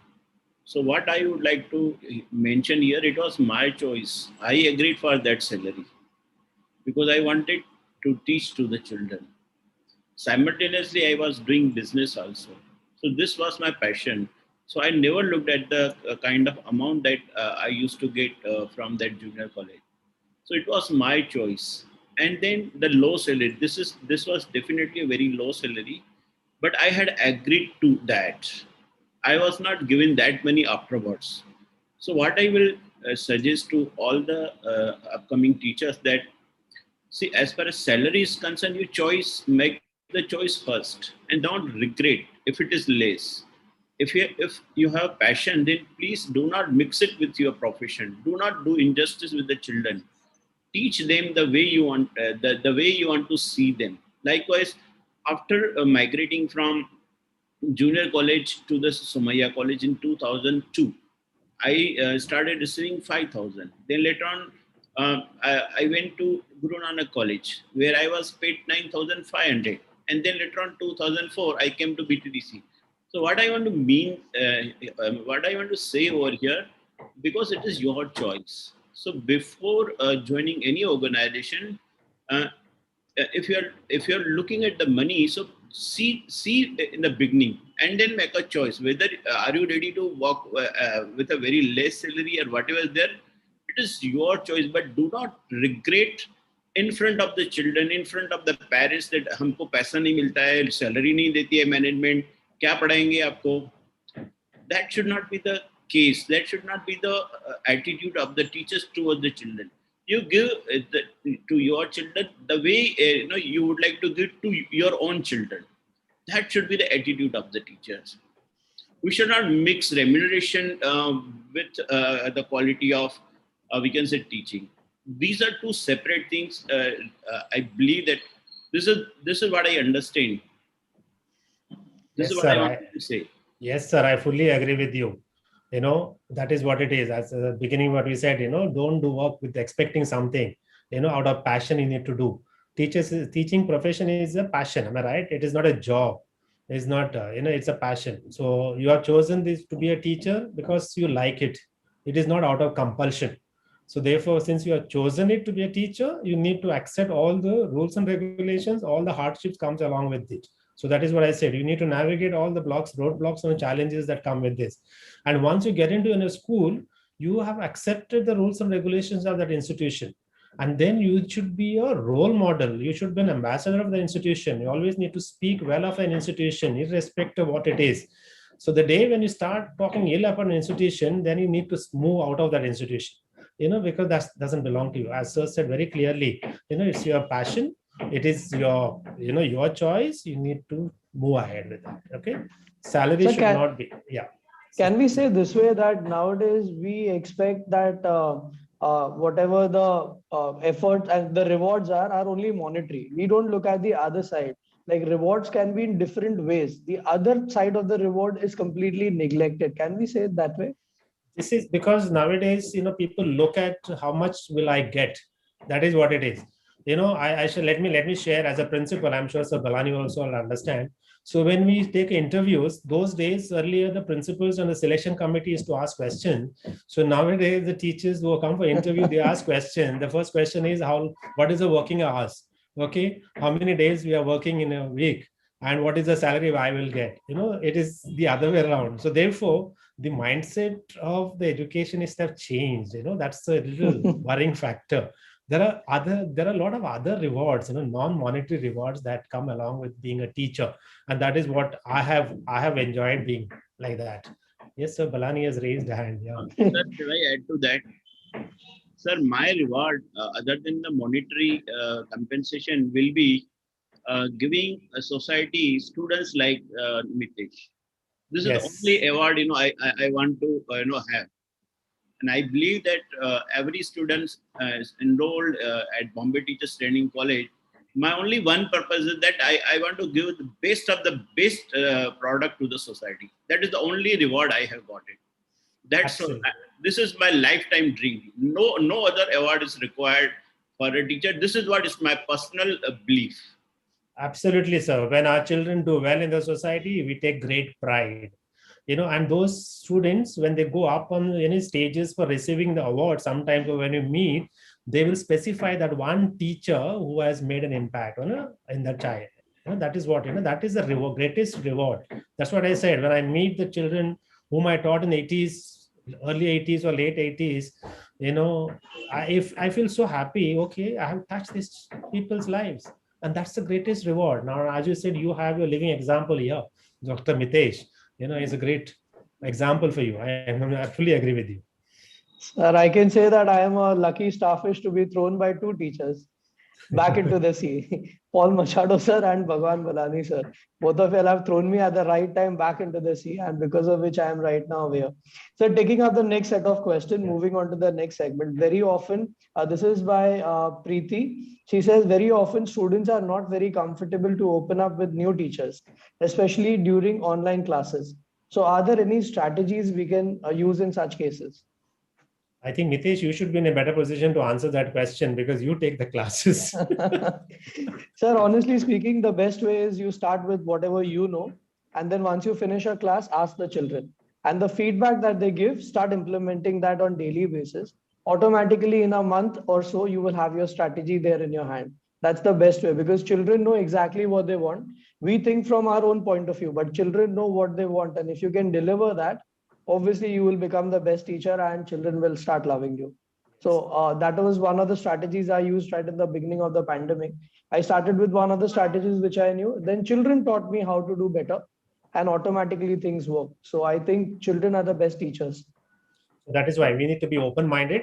We need to listen. When you're open-minded, we learn a lot from our students. And then we should not feel ashamed that we are learning from our students. The child will tell you from the other side, ma'am, go into the left-hand side. There is a button. Click onto that. You'll come here. They'll guide you online how to go about. And it is very necessary to take their feedback at least at the end of the week. Say that how the class has gone. What are the things that you enjoyed during this 1 week in my classes? What are the areas that you would like to need to change? And then, as Mr. Mitesh said, put it into practice. That becomes your strategy. I'm sure they will be very happy to do that. Children are very happy to do that.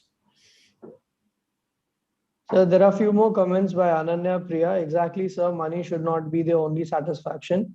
There are lots of other things which is beyond this. Then from some base camp, she says, that's very nice of you, sir. Good thought. Again from Preeti, thank you, sir. Thank you so much for an insightful session. Mitesh, I can add something to this because I have had a long innings as a parent in Campion. So out of your 17 years of principalship, sir, I've seen you for 11 years as a parent. Yes. And so a few of the reflections from my son's side, and of course, as a parent, I can give you. Sir has always been one of the principals who's brought something for the first time in any school in Mumbai. And probably that is one reason why Campion always stands first.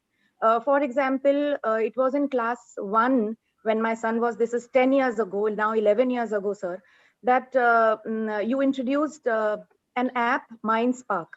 And before that, my son only used to do all the mental mathematics in the activity books that we would buy for him.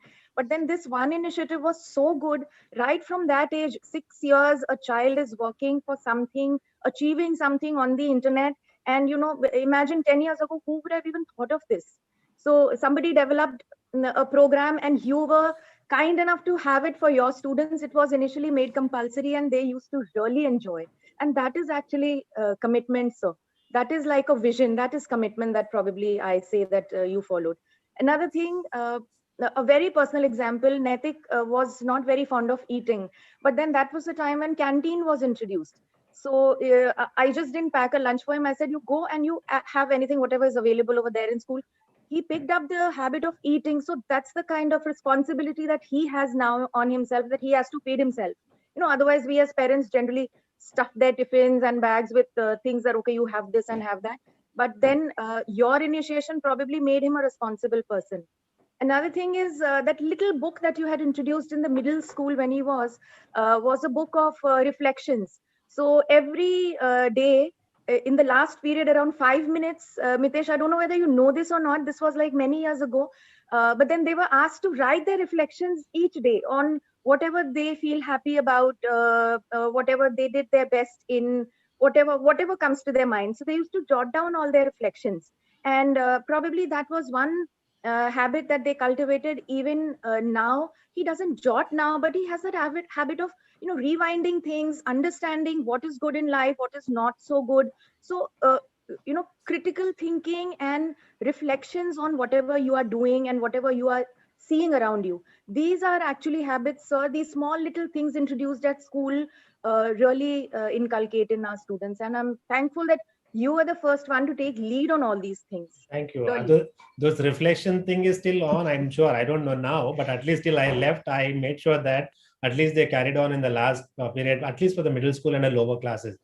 The 9th and 10th standard, I'm sure your son would tell, because I always used to tell them, reflect on the day's proceedings before you go to bed and see what has happened, during the day. What are the good things that you did? What are the good things was done for you, by others? That is very important.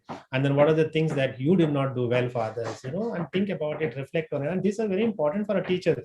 And all the staff meetings I used to tell, Nitish, I'm sure you'll agree. So we used to have to reflect on, okay, what are the things that have gone well in a month, in a week, and then Yes. how you can improve. All these are very important aspects of a growth, Giving as you a said. chance, giving a chance to the students as per their caliber is also what I've learned in Campion, and I've seen that it really does not happen in other schools as well as that it happens in Campion. My son was extremely good in computers, so he got a chance to be on the editorial committee of the school magazine. School magazine, So even when he was in 7th and 8th standard, like that smaller child, given a chance to be something that he is very proud of, and showcasing his talent in inter-school competitions and all. So, giving students a chance to excel in the field that they do well in. It's not just academics, but it's also the other fields that they do well in, which is also highlighted. And as teachers, we can do that, really. That's what, to take from here, this point, that is why teacher has, as I said, teacher is like a gardener. Your eyes has to be open every day. You need to observe. The observation skill of a teacher is very important. You need to observe a child in the classroom. What is the child is good at it? Where is he lacking? That is where we can improve. And moment you see a child possesses those talents, yes, we nurture those talents and make sure that the child develops those things. And this is what we did for 17 years, I'm sure. And that is why we found, everyone excelling. Every child felt, that he is wanted there in the school. Even for this is for all of you, so just keep in your mind, even we used to have, when I joined in 2003, there was only 5 students were awarded on the awards day, annual awards day. So only those 5 students. So I said, okay, then at every class those 5 students used to go up on the awards day. So when I came back after the awards day into the classroom, I used to teach in class 10. So when I went over there, I asked the boys, I said, how come only these 5 boys come? So they have been coming to take the award for the last 10 years. I said, well, why can't you all compete? I said, sir, we cannot compete against them because they are always 95, 96. Who can compete? So therefore they are given up. So I said, in order to motivate these children, I devised a plan. I says, okay, from next year, anyone who gets 80%, you don't have to compete against any individuals. You compete against your own abilities, own competence. Anyone who gets 80% or a grade 2 in ICSE, we call it as, will be awarded a certificate. So with that, you practically, out of 35 or 70 students in a class, around 60 students could get awards in different subjects because they were competing against their own capabilities. And then we had other 10 students who were learning disability. They were, and they were finding it difficult. So the only way to motivate them is that I used to tell the teachers, identify one skill that cannot be measured, like a respectful, regular to class, participation in the classroom, all those things. You observe these children and make a note of it. And at the end of the year, we gave these children those certificates. And you won't believe the last 2 years, I don't know, Mr. Mitesh, Mr. that Firoz, so he's the one up to 7th standard. He was scared of the subjects. He used to get almost 0 in mathematics and all that. And then because, he was given these type of awards, he came to me one day and said, sir, thank you so much. This is like a motivation. I will not let you down. And these are his words in the 8th standard. And then after that, every year he has got an award without we giving him any award. And in the 10th standard, he got 90 plus in mathematics and overall 94 or 95, I don't remember. But I was very happy, that boy. So therefore, we need to keep our eyes open, ears open, see what are the talents these children have. As a principal, if you become principal later, please ensure that talents each teacher has, okay, how you can use their talent for the benefit of the institution. This is what is important. Talent hunt is very important. No, that is what it is. Sir, I think that could be a good takeaway for Balani, sir. Sir, if you can devise a plan where most of the teachers in BTTC are awarded something or the other at the end of the day, rather than only the topmost teachers out over there. They'll feel motivated for sure. Palani, sir.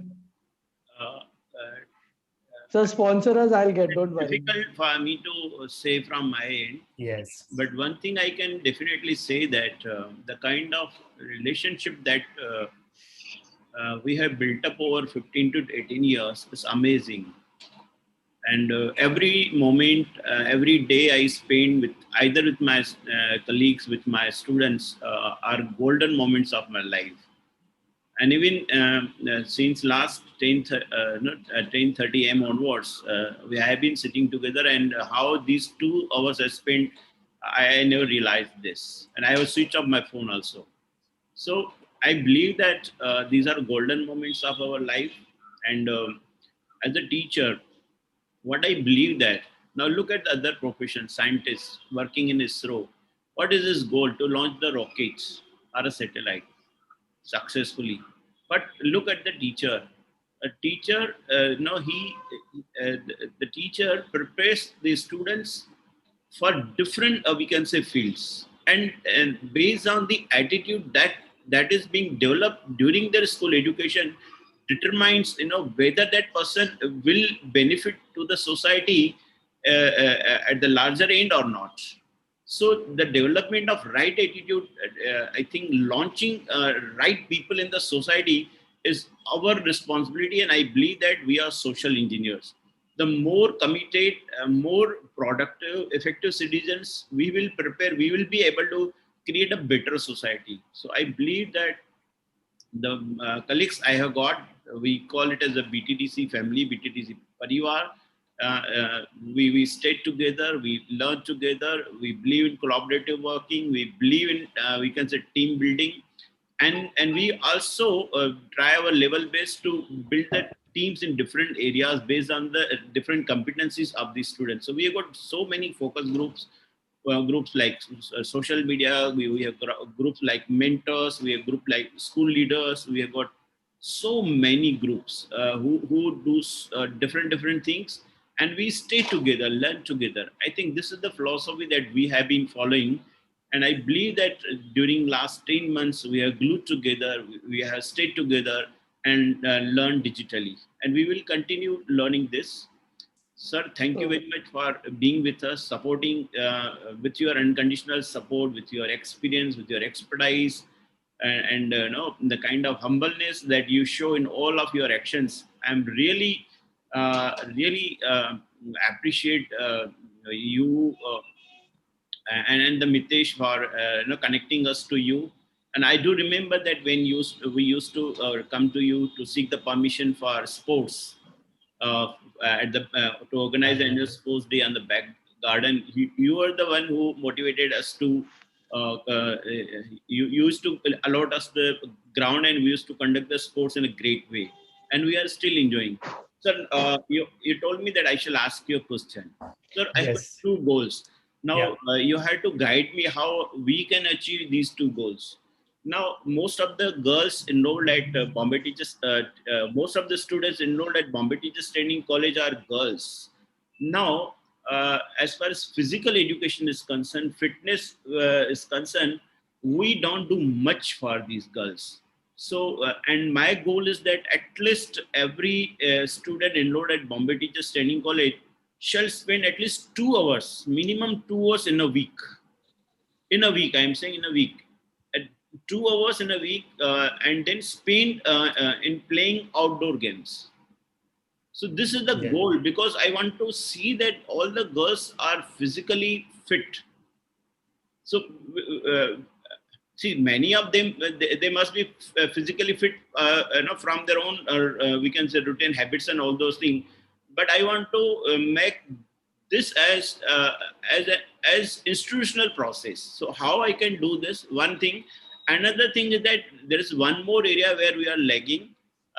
We haven't yet done significantly as far as social entrepreneurship is concerned, adoption of a village is concerned, undertaking a particular big social responsibility is concerned. We haven't yet much contributed in these 2 areas. So I would like to know some of your suggestions how we can excel as far as these two areas are concerned. See, as far as the sports is concerned, yes, you can have an institutional program. Now, the program should be a part of their, training. So only when you make it a part of their training, then automatically, they will be a part of it. If you say, the program is only for you to get fit, I don't think how many of them want to be fit. Okay, so maybe as it's like that. School students, the moment you say is the marks connected to this, then automatically they do the best. So therefore, this can be a part of an institutional program where it is connected to their training. And then, yes, you need to have at least somebody who is a professional coach or somebody who can train them. So therefore, the girls should feel that they're getting some benefit from there. If you tell them, okay, go and play football, go and play something, I don't think that is this one. But however, if you have some professional, somebody who will come and train them for an hour or so, or half an hour, or daily, or once in 2 days, or once in 3 days, whatever you call it as, I'm sure that should be well to do it. And then, yes, maybe somewhere close by grounds you need to tie up with. One is a back garden is there. Of course, you can always use that. I'm sure they will be allow you to use there. So you can always tie up with those, or with this, with the timetable that you put in there. Of course, the children, girls may say we have got so much of work to do. We have to submit our assignments. So, but however, this should be made as a compulsory part of their training program. Only then it will work. Yeah, that is. This next part is after adopting a institute. So what do you call a village? Socially backward village. It's a very good, because all of us actually campaign. We have adopted 2-3 villages in Talasari. There are many organizations which actually help us out in adopting a certain village. There is something that I can figure out right now is that was actor who was there. Somebody, his organization is there. Maybe if I get a name of that, I will pass it on to Mr. Mitesh and then give it to you. So he helps the institutions, colleges, and schools to adopt the villages in Raigad. Raigad, there are many tribal villages where they require help like this from us. And they're like a St. Xavier's College also goes somewhere in Manor and all that side areas. They are tied up with. So therefore, you can, adopt a village and make sure that you help this village to develop some way or the other. So therefore, these children who are going there and for a year, if they work on that, so they should feel, okay, this is our village. This is what we have contributed, whether the financially, whether it is, with the effort that they put in visiting them, all those things. I can help you out in that pattern. If there is villages that you want a Raigad or a Talasari area, see what it is. I will give the context to Mr. Mitesh and then he can pass it on. Yeah, that part. Thank you, sir. Sir, And- there is and one more, one more question Yeah, connected yeah. to this. Yeah. Now, many of those girls are, we can say, married also, and some need parents' permission. So sometimes some of the students are not giving the permission. So in that case, what message you would like to give to the student? Now students are there on the platform. How to motivate such students? How to get the permission for them so that they can stay out from their house maybe for 4 days, 6 days, 1 week. How to do that? How to convince them? Now, if you make it as a part of a training and a part of a program, then they need to work out, devise a plan to convince their parents. It is like that, because the B.Ed college is not working right now, okay, but when they have to come to college, because they joined the course, so they are coming. The parents are allowing them to come to college, am I right? So what I feel is that if you make this as a part of the training program, a part of their B.Ed training process, and that is where they need to go back to their parents or husband and say that this is what I have to do it in order to get grades. That is what they'll have to do, that part.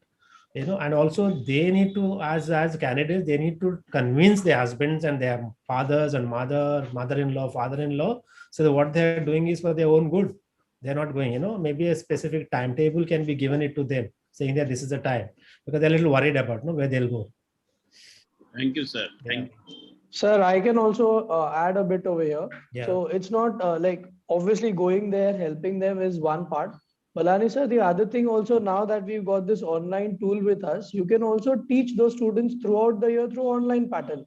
So you can have these teachers who are little reluctant to go over there. Start at least with the online program weekly, once, twice, start teaching, feel the connect with those children. And then maybe they can change their mindset and then they can probably go. So there are a lot of online portals right now available. Start teaching these Talasri people or whichever village you want to adopt and do the online courses with them. So these schools also look out for a good teachers, no, because there are a lot of rural schools don't have a very good teachers, so therefore, this is a nice medium to teach this. That's a good suggestion. So there's one more question from YouTube, Sneha Negandhi. Should the teachers be rated by the students? Should it be connected to teachers' performance appraisal? Okay, so this is what we have it in our school, and I strongly believe, these appraisals that we have of teachers should be taken positively.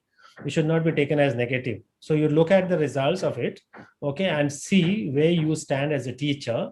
Okay, what are your strengths and what are the areas that you can improve upon to become a better teacher. So you need to look at these appraisals very positively.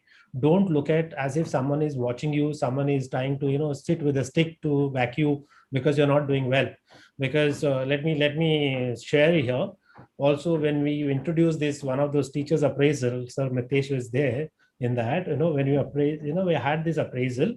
There was an opposition from certain section of the teachers, okay, because why are they testing us, why are they, so I had to convince them this is not a testing period for you. It is just to find out what are your strengths and what are the areas of weakness where the institution can help you to build that.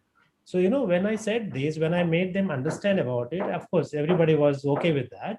When the results come in, okay, they look at those strengths, and then I always used to ask them, okay, highlight 2 of your strengths and the 2 of your areas of improvement, and see in what way you require the help from an institution to help you. So we never punish the teachers. Am I right, Samitesh? We never punish the teachers because you're lacking anywhere.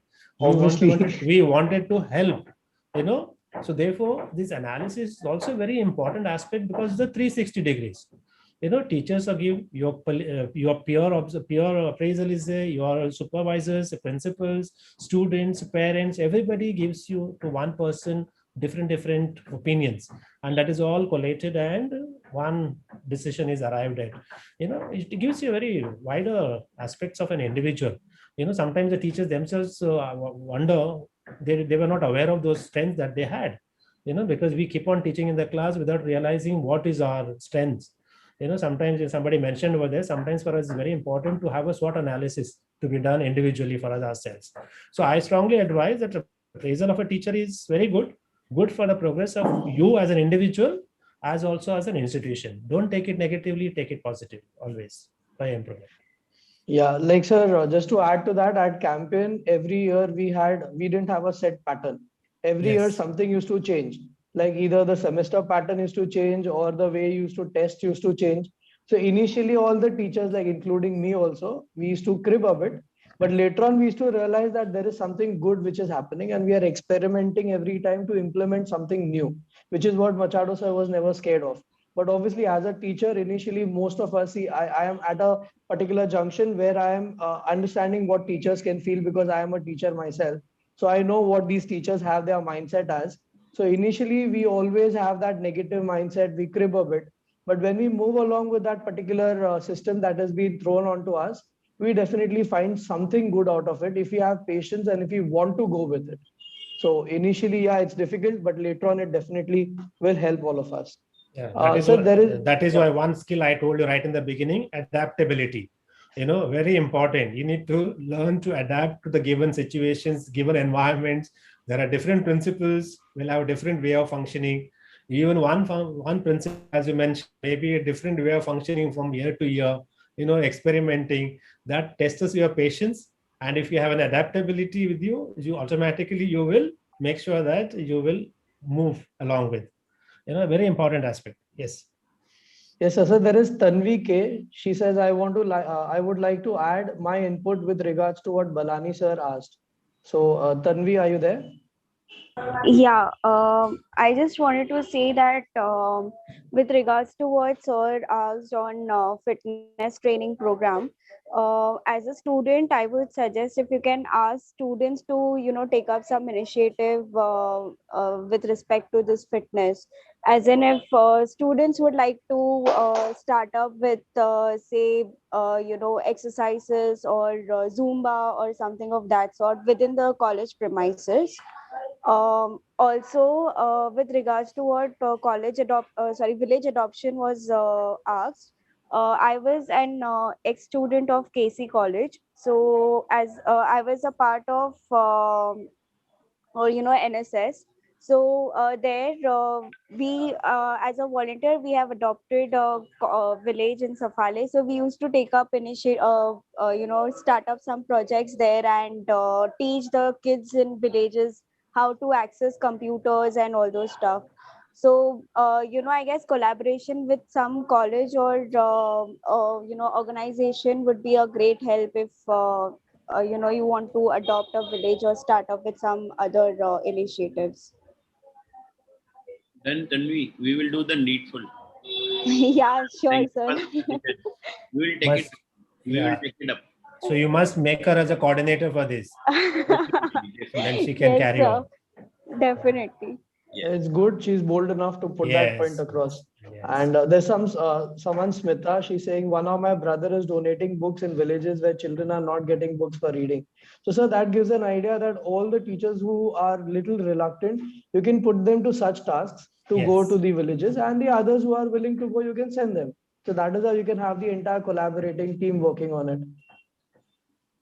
So actually, Balani sir, have you overtime? actually, you can use these students themselves to brainstorm how to do it. Maybe like Ms. Tanvi and others who spoke about, put them together. 5-6 students and brainstorm and come up with an idea how to move about. Then that becomes their own plan. And that would be a nice way of for both, for physical as well as for what you call reaching out to the villages. I think Balani sir, are we running out of time? 12:44 or. Yeah. So now, I think if there are no questions, then we must hand over the platform to Dr. Priya Pillai. So before that, just one small thing, if you allow me to. Yes. Yeah, there are a lot of things like this is just a small takeaway what I have taken from all the role models for me. Like they always have thrown ideas onto me. Whether to pick those ideas, not to pick those ideas was my call. So Machado sir, Bhagwan sir, Lubna miss, all the teachers at BTDC definitely offered something or the other. So recently, Balani sir offered me one very strong idea. He told me if you can create an app, and in that, if you can have all your videos and make it as a course for students to offer. And once they download it, they can obviously pay you smaller amounts for that. And it will be a good entrepreneurship as well as help for the children. So, sir, that was a very great idea. And yesterday only we got this done. The name of the app is Roughbook. And on that, we've already started one curriculum as a pilot study. And very soon we'll add more products to that. So what I just wanted to tell you is more than the advertisement of the rough book, rather than that, the idea that has been thrown to you. Now, whether that idea you like it or you don't like it, if it is a great idea, you should pick it up. And if you pick it up, definitely you will go very far. But at times we are reluctant to take the ideas because we are in the comfort zone, which Machado sir already mentioned, and we don't want to come out of it. But when you pick it up and if you've got the talent, then you don't have to worry about the effort and reward relationship. Automatically, the rewards will follow, sir. Yes. Mitesh sir, what we will do, we will, after your successful pilot study, and then we will sit together and then we will institutionalize this practice and will open an incubation center at BTDC, and the college will invest a good amount in creating digital infrastructure so that quality content can be created and can be integrated in the app. And then later on, with help of the software engineers or the companies, we must create quality apps that can help students to generate the revenue and work from home option also. Yes, sir. Definitely. In fact, it is like a fate or a good fortune that VTTC or Campion had pilots or a head of institutions like you people, because of the vision that we can grow. Like Balani sir just shared with me, I'm just sharing with all the students out over there to motivate you to understand how great the head of the institution has to be. And if he is there as a with a great vision, it really helps. He just told me that he wants to have a stimulated laboratory wherein whatever resources are required in order to go online, as in the Filmora app or whatever paid applications or the laptops or maybe any other resources that are needed, he wants them to be provided to the students so that they can create their own applications. He will give you the engineers and everything so that you can actually do your hands-on experience, and before getting into a school you'll have a fair idea how you can stand on your own feet. So having such a head in the institute is actually a very good luck for the institute. Just to add over here, an institution is as good as its leader. So it's like that. Absolutely, sir. In fact, I Yes. was also fortunate enough to have you also are like having the head over me, and I really learned lots of stuff from both of you all. All of us learn from one another. Yeah. Over to you, Miss Priya. I think Yeah. we took a lot of time. Children must Yes. be cursing us by now. No, sir. It gives me an immense pleasure to deliver the vote of thanks for this event to all present here. I express my sincere gratitude to Mr. Paul Machado, sir, who has shared his experience and ideas with us. You have explained the role of a leader, role of a teacher with anecdotes through stories and quotes from famous personalities. The 15 points basic skills that need to be a competent as a teacher, new skill sets for a modern teacher, and online skill sets, all you have explained in a small 1 hour presentation. We are extremely proud of our alumna, Mr. Mitesh Gala, and his contribution he has made for the greater good of society through his YouTube channel. More than 250 videos were shared, and it has more than 16,000 subscribers. I am thankful to Dr. Mitesh to arrange this webinar for us. I have been fortunate enough. I have got support of all my colleagues at BTTC. Thank you all. A special thanks to Dr. Bhagavan Balani, in-charge principal, and Dr. Mandeep Kochar, vice principal of BTTC, being the catalyst who inspired us to do better each time. I also want to thank all the technical team, student volunteers who work behind the screen to execute the event. Thank you, dear participants. Without you, this event like this would not have been possible. Please fill up the feedback form and help us to grow better. It is already put up on the YouTube channel, and it will be given in the Zoom chat also. And thank you once again. Now we will raise for the national anthem.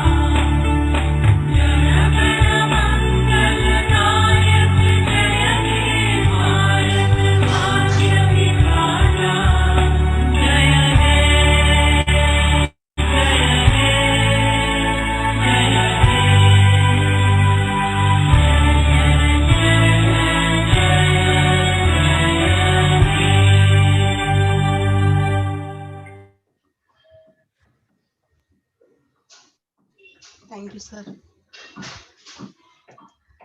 So can we have a picture with a few cameras on for Yeah. memory? Yes. Exactly. Because most of the cameras are off. Mitesh, Oh. you do the honor by clicking the pictures. Ranjit, I will, but I want the cameras to go on. Ranjit, Yes, sir. Yes, sir. I'm here. yeah. Students, please switch on your video. Remove the spotlight now. Yeah, I've removed it.